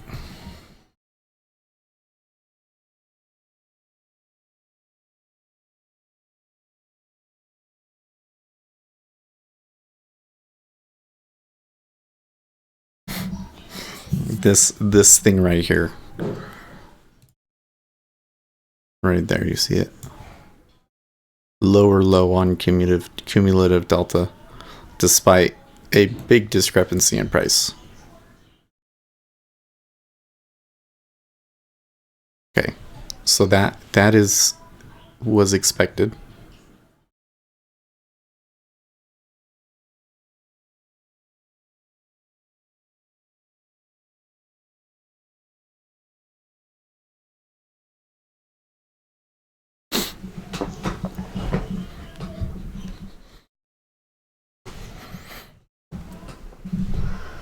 So that move right there was a little bit flippy. So I think that if I had been short, or I was still short, I would maybe be getting out at 30.5. I'm not sure if they're going to take another push lower and maybe go for the lows in ZB. Like the target is like way down there in like the 10 area.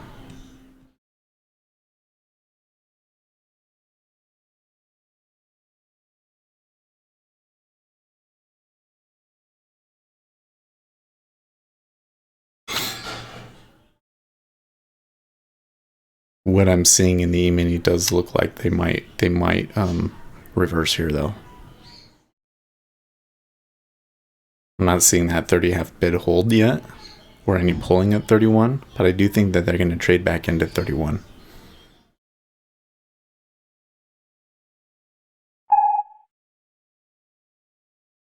Who is Zervos Lebowski?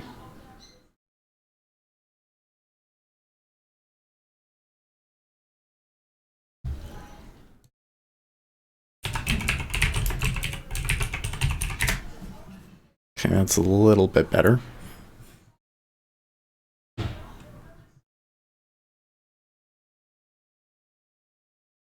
No, it's a Donald Trump thing. And that person is suing the president, I guess.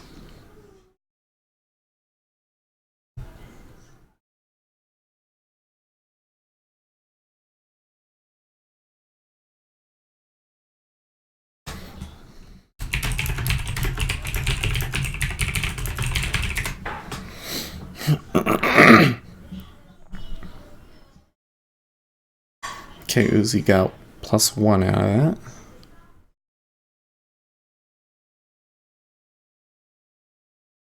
Even though that one didn't go very far, I thought that was a really good trade because you saw. I mean, they did take a little bit of a dip there, right? You totally played that right, I think. Yeah, not enough of a push down. Not enough to make new lows, that's for sure. I see a problem here. Part of the reason why I took it at 30.5, not only did I see that it was slowing down and that it had gone back and forth here several times, but I also seeing that this was the open price. And because we had a big move up, I think that there's a really good chance that there's some sort of a bounce here in Treasuries. Maybe even if it's only to the VWAP. If I'm selling near the low, I ain't giving it wiggle room. Yeah. You're pretty good with that. But then I look at the E-mini and I see that it does look a little bearish, the cumulative delta does. And it kind of looks like that all of the buyers have almost, been washed out. Like look at this. They could potentially go and make a new low of the day in cumulative delta. And they're significantly higher, 10 points higher, right? So if they break this low here, which is going to be around 27.31.75, right? I'll mark it on my DOM. If there's going to be a little bit of wiggle back and forth here, but if they bust through that, could be very negative.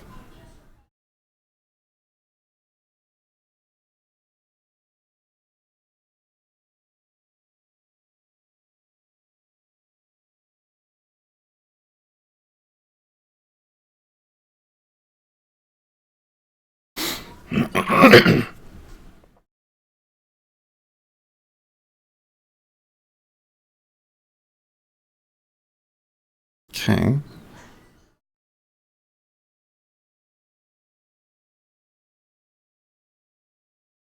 So kind of just like it was here at the top, they're not taking much interest in it here.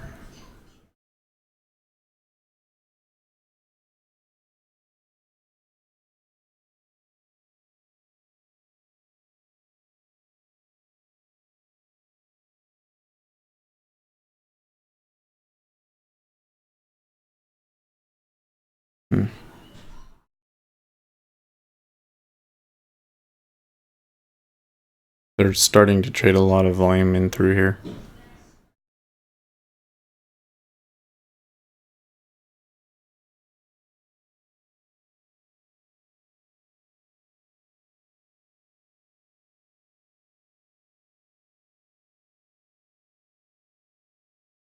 I'm kind of seeing here, I was thinking maybe I could try and take a contract off at 31 and then get back in at 30.5. The one at 31 would have filled, but not the one at 30.5 yet.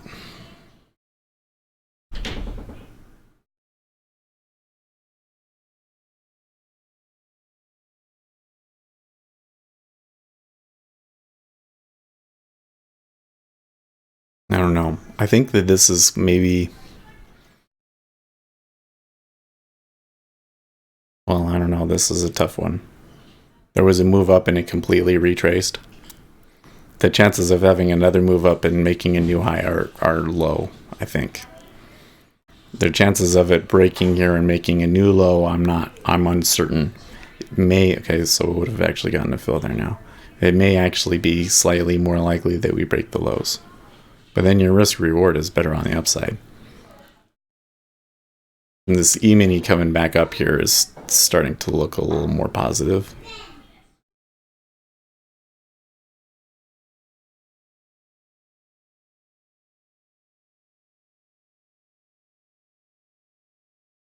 Okay, there's another flip there.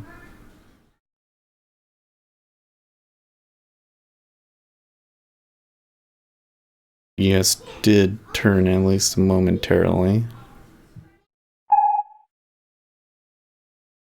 A Libyan parliament head calls for lifting of force majeure. I don't know what that is. Majeure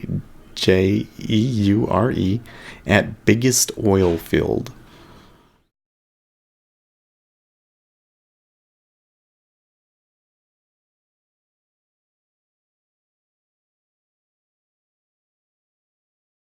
So they're holding it, but they're only holding it with 2,000 on each side. Okay, there's a big offer there. It just showed up in the mini.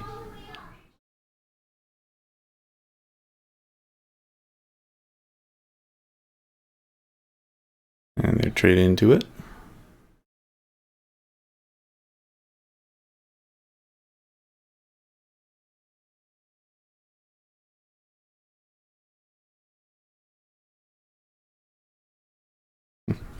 The British Parliament erupted after Scottish National Party leader Ian Beckford called Prime Minister Theresa May a liar.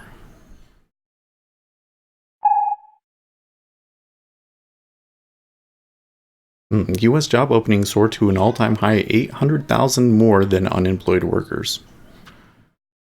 So we are really, truly full employment.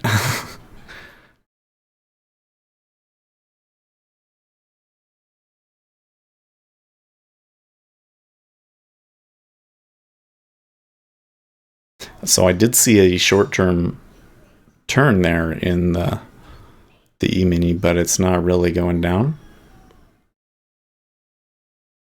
Not yet, at least.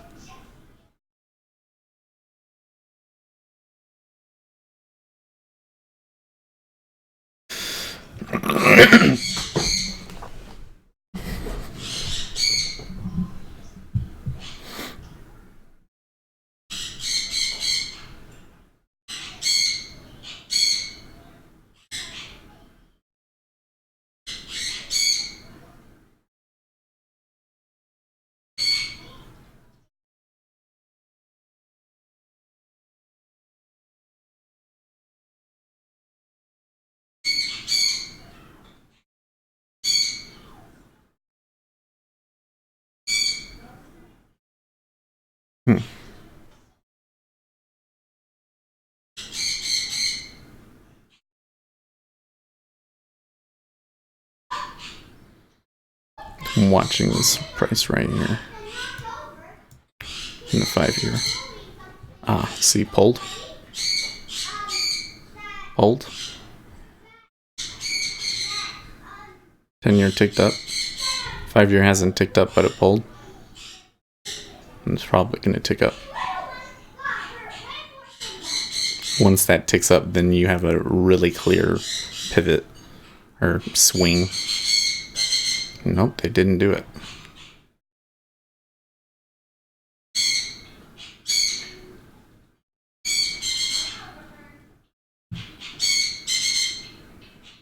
And now they attack the 18.5. But that one doesn't break either.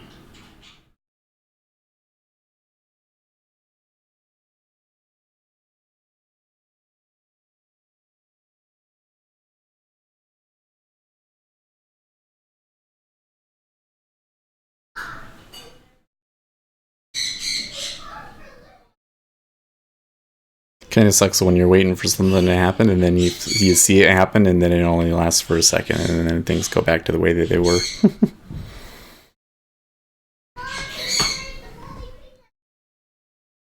Okay, a little bit more selling there. Now maybe they make a shot for that bottom area.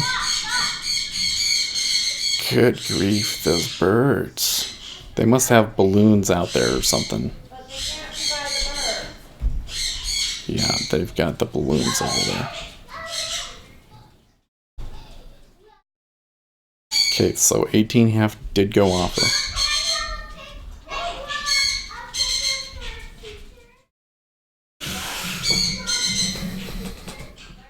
The boys. Interesting that the 5-year tick down and the offer is still weak in the 10-year. So the 10-year still kind of is thinking that they're going to come up. And the 30-year is kind of holding more towards the top too. Yes. I just need paper.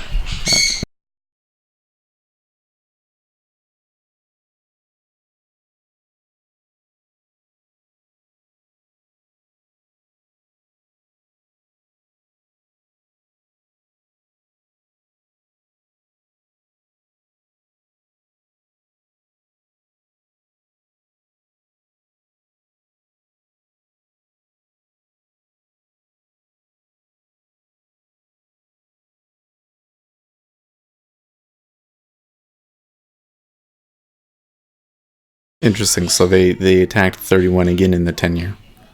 The 5-year did tick back up, but it took a little bit.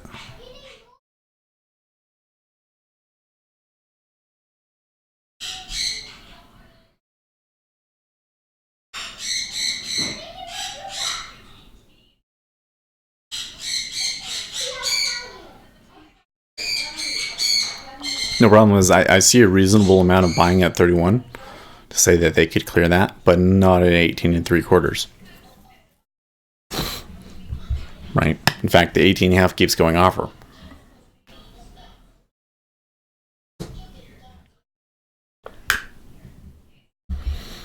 And whether it ticks up or down does seem to be a little bit correlated with what the E-mini is doing. Schumer says parameters of border security deal are good. This assures Trump's will hate it, says Zero Hedge.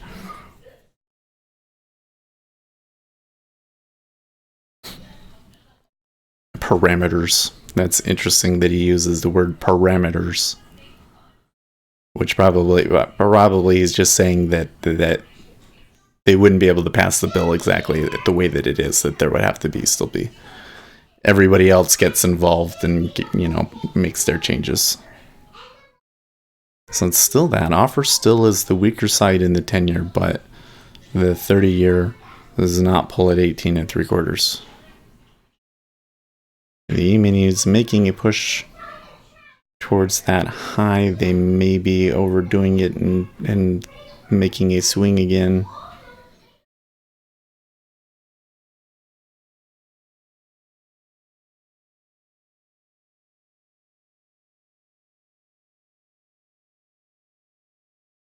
How long have we been in this? Almost 20 minutes. Okay, uptick. The 5-year still, I can't make it go offer.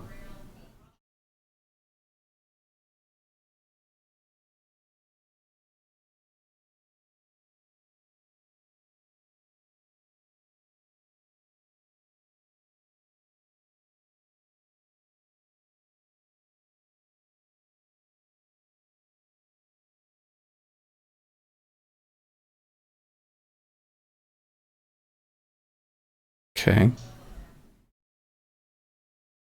Okay, finally it goes offer. Sorry, it finally goes bid. 300 contracts.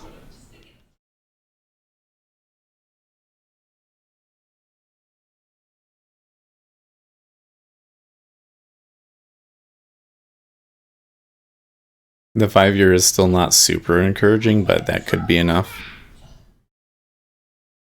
If it goes, it could just do it really fast, so.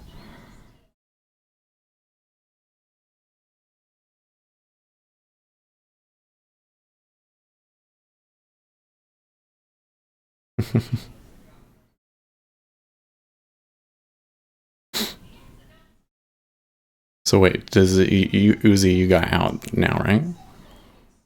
We took the one from like evens to 31 and then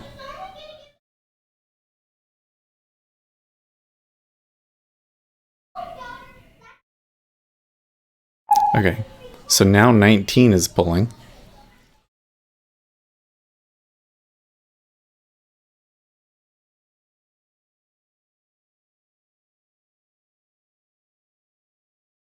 That the treasuries are all starting to show this pressure makes me think that the E-mini is going to really go and attack this now.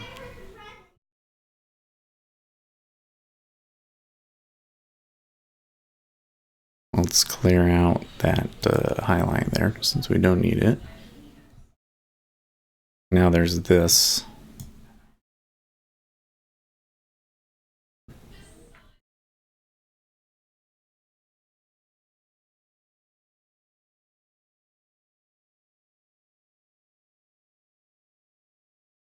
Ooh, yeah, it's starting to look a good couple of ticks down there. Just kind of like a steady little march down in the E-mini. Okay. Now they're fighting it a little bit, but that's the edge right there. Okay, it goes offer. Now they're trading beyond it. Okay, now I think you're gonna. Now you get the single print at 27.30.75. This one.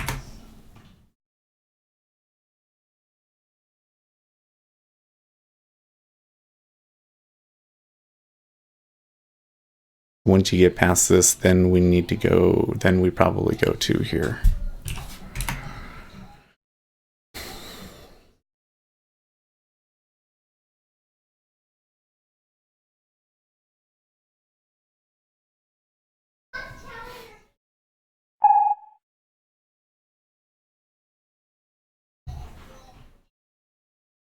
Okay, that 19 quarter is still weak. Not flipping.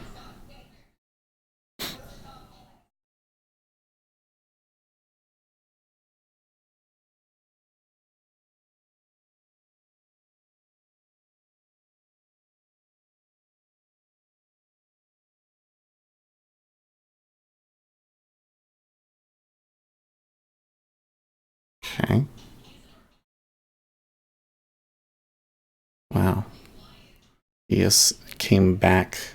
I mean, so when they made the low, they did break that, and then they came back up, and they came back down extremely quickly. And the 5-year pulled at 19 quarter. Aggressive pull. And they're not making it go bid yet. There's like 200 on there. Short what though? Smash? Go short. Met smash the bid thinks that I should go short, huh? Or are you saying go short in the E-mini? I feel like that the E-minis could come down here, but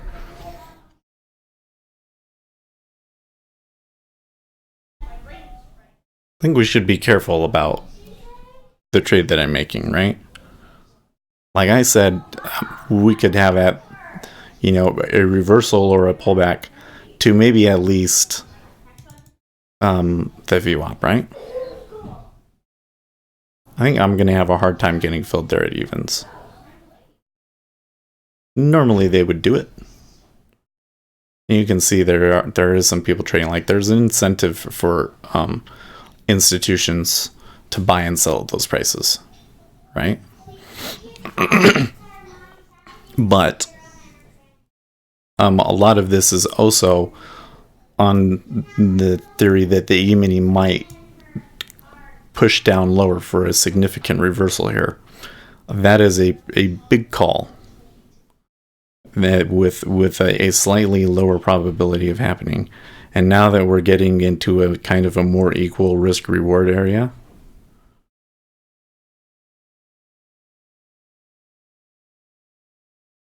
now if today's patterns hold true, I'm going to get filled at evens and then regret taking it off.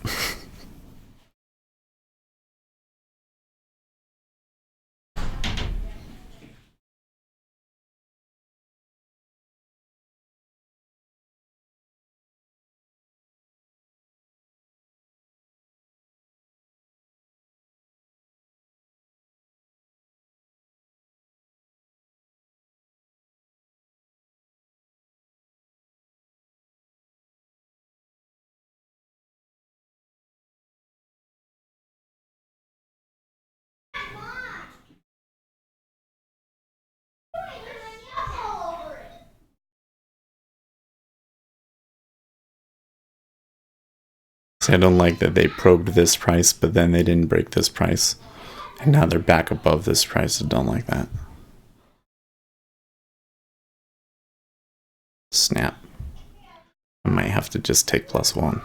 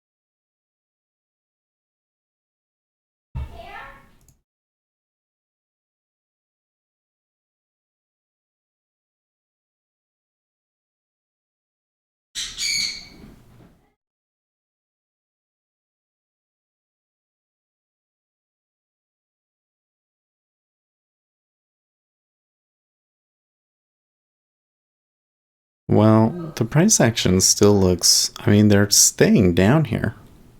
They're having a very hard time getting any kind of up movement.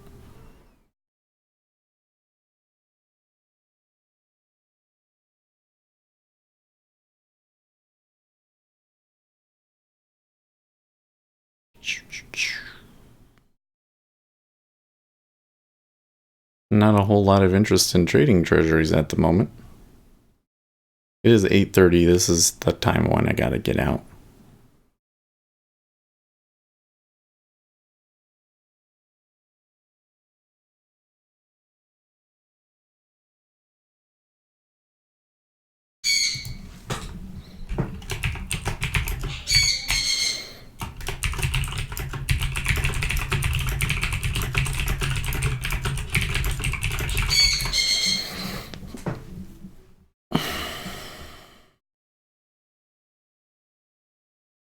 Oh, he thinks you should go short ZN. Well,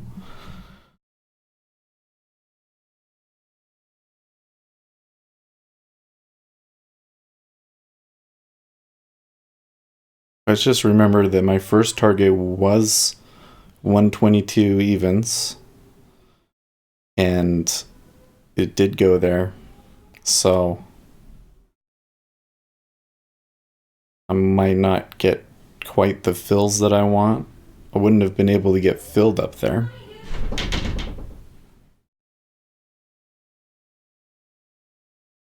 So maybe I don't get the fills that I want, but the trade was good. I don't necessarily see a reason to go short, but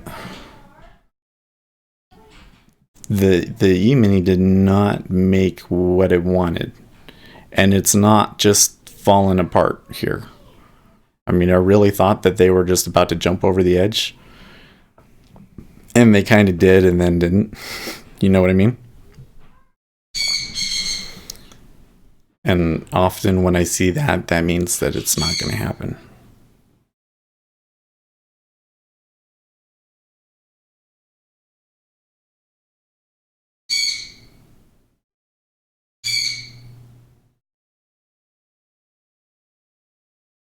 And same with this, you know, I think it was 19 that they had a really hard time clearing. Okay, that was good. Sure. To have come out of all of that with only 3 ticks, 4 ticks is a little disappointing though.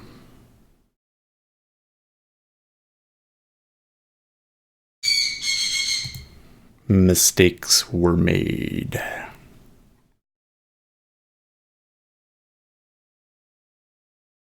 See, I can't say beyond here. I think there is still a chance that they break the bottom of this in the E-mini and it creates more extended selling and the treasuries move up perhaps to new highs, maybe to the high of the day even. But for now, all I can really say is that we're in a range here for these 4 ticks. And yep.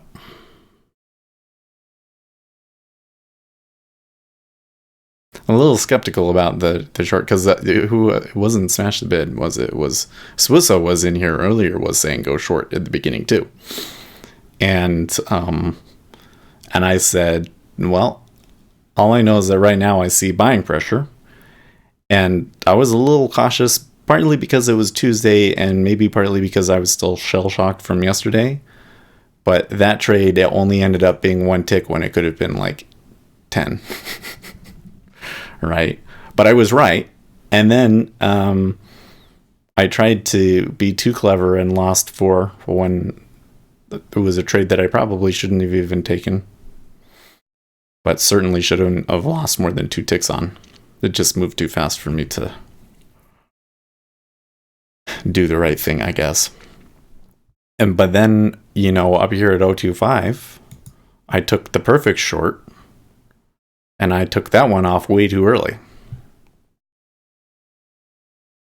So, yeah, it was profitable, but it should have been a lot better. It should have been a lot better.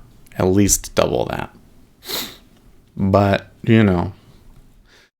mistakes were made.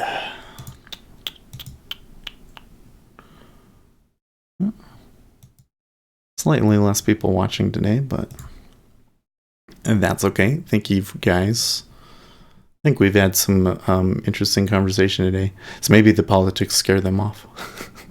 But I can't help it. I love the politics. And this, I say, my thing is still the thing that I keep seeing, and this might not be true, but the thing that I keep seeing is that the markets are buying on this potential deal to avert a shutdown.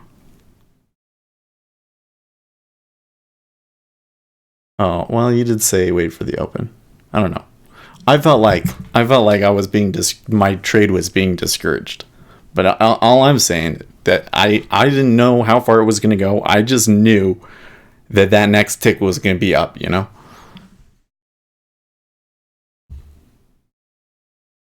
What's he's got a screenshot here? Yeah.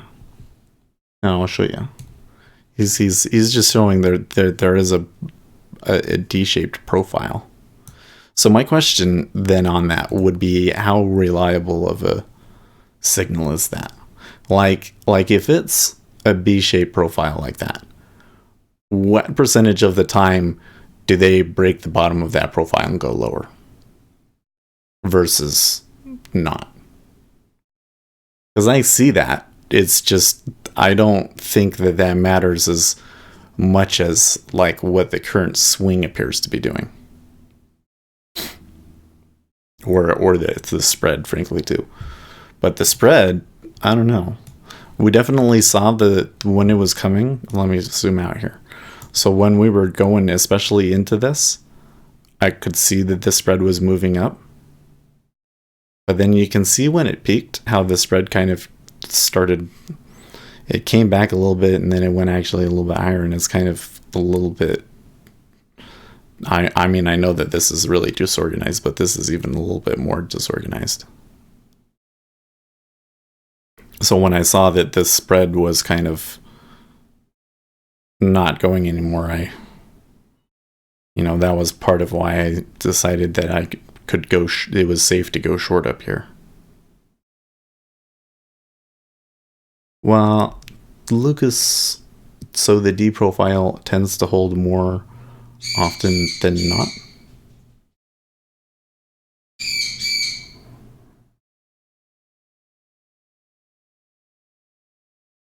A B-shaped profile is long liquidation, so it stands to reason you want to look to sell somewhere in that range. It's just that selling the bottom of the B is mad risky. Yes. Well, I think it means, we came all the way up to 0.2 right? I'm just saying I think that the shape of that profile is a little bit more complicated than that. Like he's saying, if I could, you're saying here's a D, right? But what I see, if I can try and draw it a little bit more accurately here, I see that. So what I see is there has been strong selling throughout the day, and that has pushed us to the low of the day. But there is not as much interest at selling these prices. 30. There's not as much interest selling past 30 as there is buying above evens. So at least in the short term, I think that there's a couple of other people probably thinking much like myself that seem to see some significant risks out there.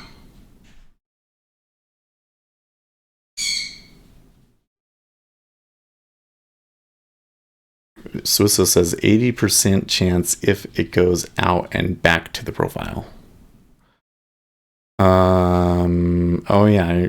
So you're saying that we formed a profile, we had a push out of the profile, we reversed and came back into the profile, and so then there is an 80% chance that it breaks the low, I think is what you're saying. I think I don't think it's 80%, but I think you're right. Although, in context, what about the previous day? I don't know.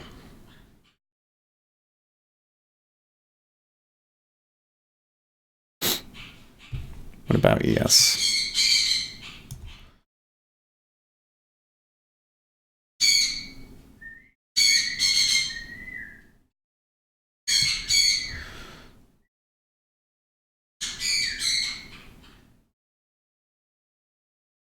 See, one of the things is that I kind of was wondering if they were going to go for yesterday's point of control, like at 05, and they came short of it a little bit.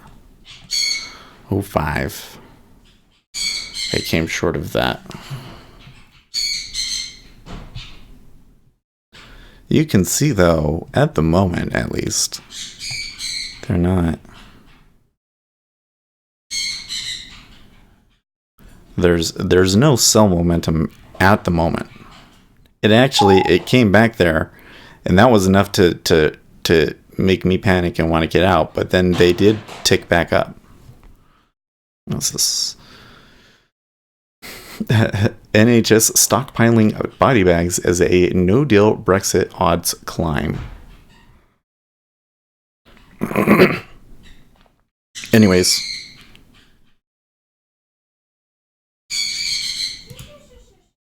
I guess another thing that I see is that it is Tuesday, and even though we did get a good swing, it's definitely not a trend day. So I think that even if we did move down to the lows here, and there are a couple of targets down below us, it's kind of one of those situations where there's maybe too many people expecting it, and so if it does go, it might only extend the range by 2 ticks. You know? Also, I think that statistic, well, we've been here for an hour. We've been back in here for an hour. So at some point, I think that the odds do favor us going down to the low. That's not to say you can't find a little long in there. Yeah, that's a good point. I think one of the things that's been happening is that I'll see a short-term trade, and some of the market profile guys are saying, well, that trade in that particular location doesn't necessarily make sense. And for, the kind of a trade that I make, it might be okay. What's your view on the context for tomorrow? Well, so remember, tomorrow is Wednesday. I make more money on Wednesday than any other day by far. So you're more likely to see a trend tomorrow. And if I can bring this over here and close that, tomorrow we have CPI. So It's pretty much, when you have a piece of news like that, it's pretty much impossible for me to say, are we going to move up or are we going to move down tomorrow? But I think that tomorrow we're more likely to see good trade, and it depends on the numbers, right? That, and then combined with the fact that it's Wednesday. Now, in the E-mini, there's something else interesting that's going on here. So you can see here, we were here earlier in February, and it's like around 27.38. So that's a key level that I'm watching today to see if they're able to break that today. That's what they're gunning for. That's why they're having such a hard time selling it down, because they want to see it go to the 38. When you come back and look on a longer term chart, okay, this 27.38 is right smack dab in the middle of this range that we were at for such a long time, right? So this is resistance. And even if they break the 38, there's still going to be resistance up here too. What I'm worried about is something could come in and really ruin the charts for us. Like Donald Trump comes in later today and says, no deal, and the markets just completely fall apart because of it. And if, they get below, say, 2,700, if they closed below 2,700 today, that would be a really ugly red candle today. And, you know what I'm saying? So that's kind of like where I see risk. Like, that's where I kind of see a reason for people to be buying. I've heard that the markets go up and down on Wednesday. Wednesday weekly options expire tomorrow too. Well, that could be too. I've always assumed that it was just because, if you want to make a big move, you come in on Monday and you say, well, okay, I think that we need to make a big move. And then, they maybe decide that by the end of Monday, and then Tuesday they get everything together and they make all of the deals and plan it, and then it ends up being executed on Wednesday. Or if you're a retail trader, that's maybe the thought process that you go through. And so that was always my theory as to why it does that. But I don't really know for sure why it does that. I only know from my own research that you tend to see more volatility on Wednesdays. You tend to see more trend on Wednesdays. Was the thing is, and I tend to make more money on Wednesdays. Tend to make the most on Wednesdays, and I tend to make the least on Mondays and Fridays. Although on Fridays, I don't think it's because there's not opportunities. I think it's because I screw things up. But Monday is usually, like yesterday, shouldn't have been trading those with two contracts. That was just, I think yesterday, you know what? I'm talking too much again. You need to have an opinion. No, that's not to say you should adapt that opinion to current market conditions and movement, right? Yes. Yeah, totally.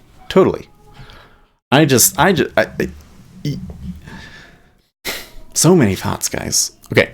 Bulls make money, bears make money, pigs get slaughtered, right? Which means that you could say, you could do this. You could say, I'm a futures trader, and all I ever do is sell. You could totally do that. And I can even, I even have some ideas about how you would do that. Because the way that things kind of tend to top off, because when it's moving up, if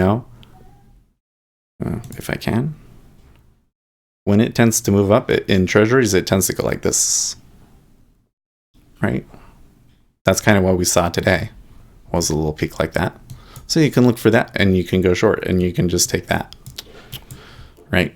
And you could just say, I'm only going to do that, and you're a bear, right? Or, when we sell, you tend to get things like this, and then it kind of tops off a little bit. I don't know. And then it really goes. There's kind of patterns that you see that are different when bonds are buying versus when they're selling. When they're buying, it's often because there's panic in the market, and so you see really aggressive moves up, right? So you could always make money if you just always bought or always sold. It's possible to. In fact, I'm pretty certain that there are market makers out there that do that. Like at a big fund, they would have people whose job it was to just sell things that day, sell stuff that they didn't want anymore, and there was another person whose job was just to buy things that day. And sometimes they would switch jobs just for the fun of it, and they would always do really terribly when they switched jobs. Yeah. So, what's the point of that? The point of that is that if you go in with a bias, I think based on the market profile or the fundamentals that we're going to move up today, you could be wrong about that. But if you're scalping, you could still make money from following that bias, right? And so I say, or what I try to do, is I go in, if I have a bias, sometimes today I didn't feel super strong, but I did feel like that there was a good chance of an up. So I was going with the buy, and that was how I made that first trade, even though I did terrible. And this one I didn't really mean, that was really only supposed to be one tick, even if I had gotten it. All right, so don't look at that one was a sell. This one was only after I saw that there was a clear reversal, right? But anyways, I think that you go in with that bias, and all that does is it increases your chances of getting an outsized winner, right? Because you tend to be, if even 55% of the time, you tend to be more in line with the trend, then you can do really well. So that's what I think about that. So I don't think that it's wrong to have a bias. And the other thing that I would say about that is that you have a bias. If you don't think you have a bias, then you gotta check yourself, because everybody has a bias about it. As much as we try not to have it, you have a bias. And one of the ways that people deal with that is they just own the bias and say, yes, I do think it's going to go up, and so I'm going to take short trades, but that doesn't mean that I just buy it and, come what may, right? You still adjust to what's going on. And if you're right, you make a ton of money. And if you're wrong, you still make money, just not as much. I think that kind of situation makes sense. Yes. So that was the thought that I decided to go with. I don't know what the other thing that I was about to say, but yeah. So there's the E-mini is still pushing up. But you notice that the Treasuries aren't really selling super hard. I can officially say that I don't have a bias. Then I react to what's happening. No human. My opinion is that no human is completely free of the biases. I think the bias should be about context. John constantly talks about the importance of it. You can't trade without having some sort of understanding of context. Exactly. It's just like, if I see an iceberg somewhere, sometimes that's an indication that we're going to reverse. Sometimes that's an indication that we're going to continue lower. And it depends on the context. If it's a day that I think is like, or if it's a day that has a higher probability of being a trend day, then yeah, it could break through. That's what happens on trend days, is there's an iceberg and they push through it, And you kind of have to change your signals based on what the context of the day is to keep your win rate up. Because if you don't, then you're probably going to fall into below the 40% range. Or at least that's what happened when I was doing it. But everybody has a bias. And if you don't think that you have a bias, then I believe that is an indication that you are not very self-aware. That's my opinion. But I think that if you have a bias, you can try and say that I don't trade my bias, and that would be a legitimate way of thinking. But I think that everybody tends to have some sort of a bias. I don't know. I don't know if the Treasuries are going to break the low. It does look like they're going to have to go a few ticks lower as the E-mini just keeps pushing and pushing. I'm not sure if they're going to break the low.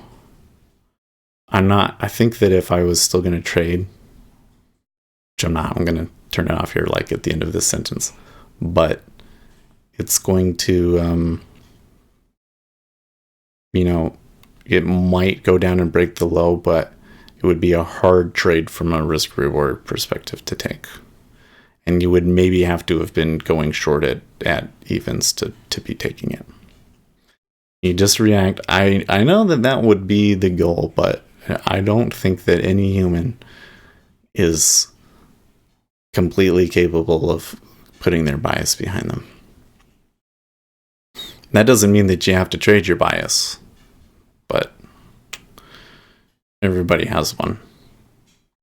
And just for example, the impulse to tell somebody else who might have a completely different strategy from you that they should buy, just kind of, I think, should be like a big red flag to say, maybe I do have a bias, right? Because if you don't have a bias, you're reacting to one signal and they're reacting to a different signal. They could be trading a completely different time frame from you. You could go long and they could go short, and you could still both make money just based on the noise, right? If you're both following your strategy correctly. So why would you feel the need to come in and say to somebody, I think you should go short? Unless, you had an opinion that was so strong that you just couldn't hold it in. You needed to tell another trader to do it.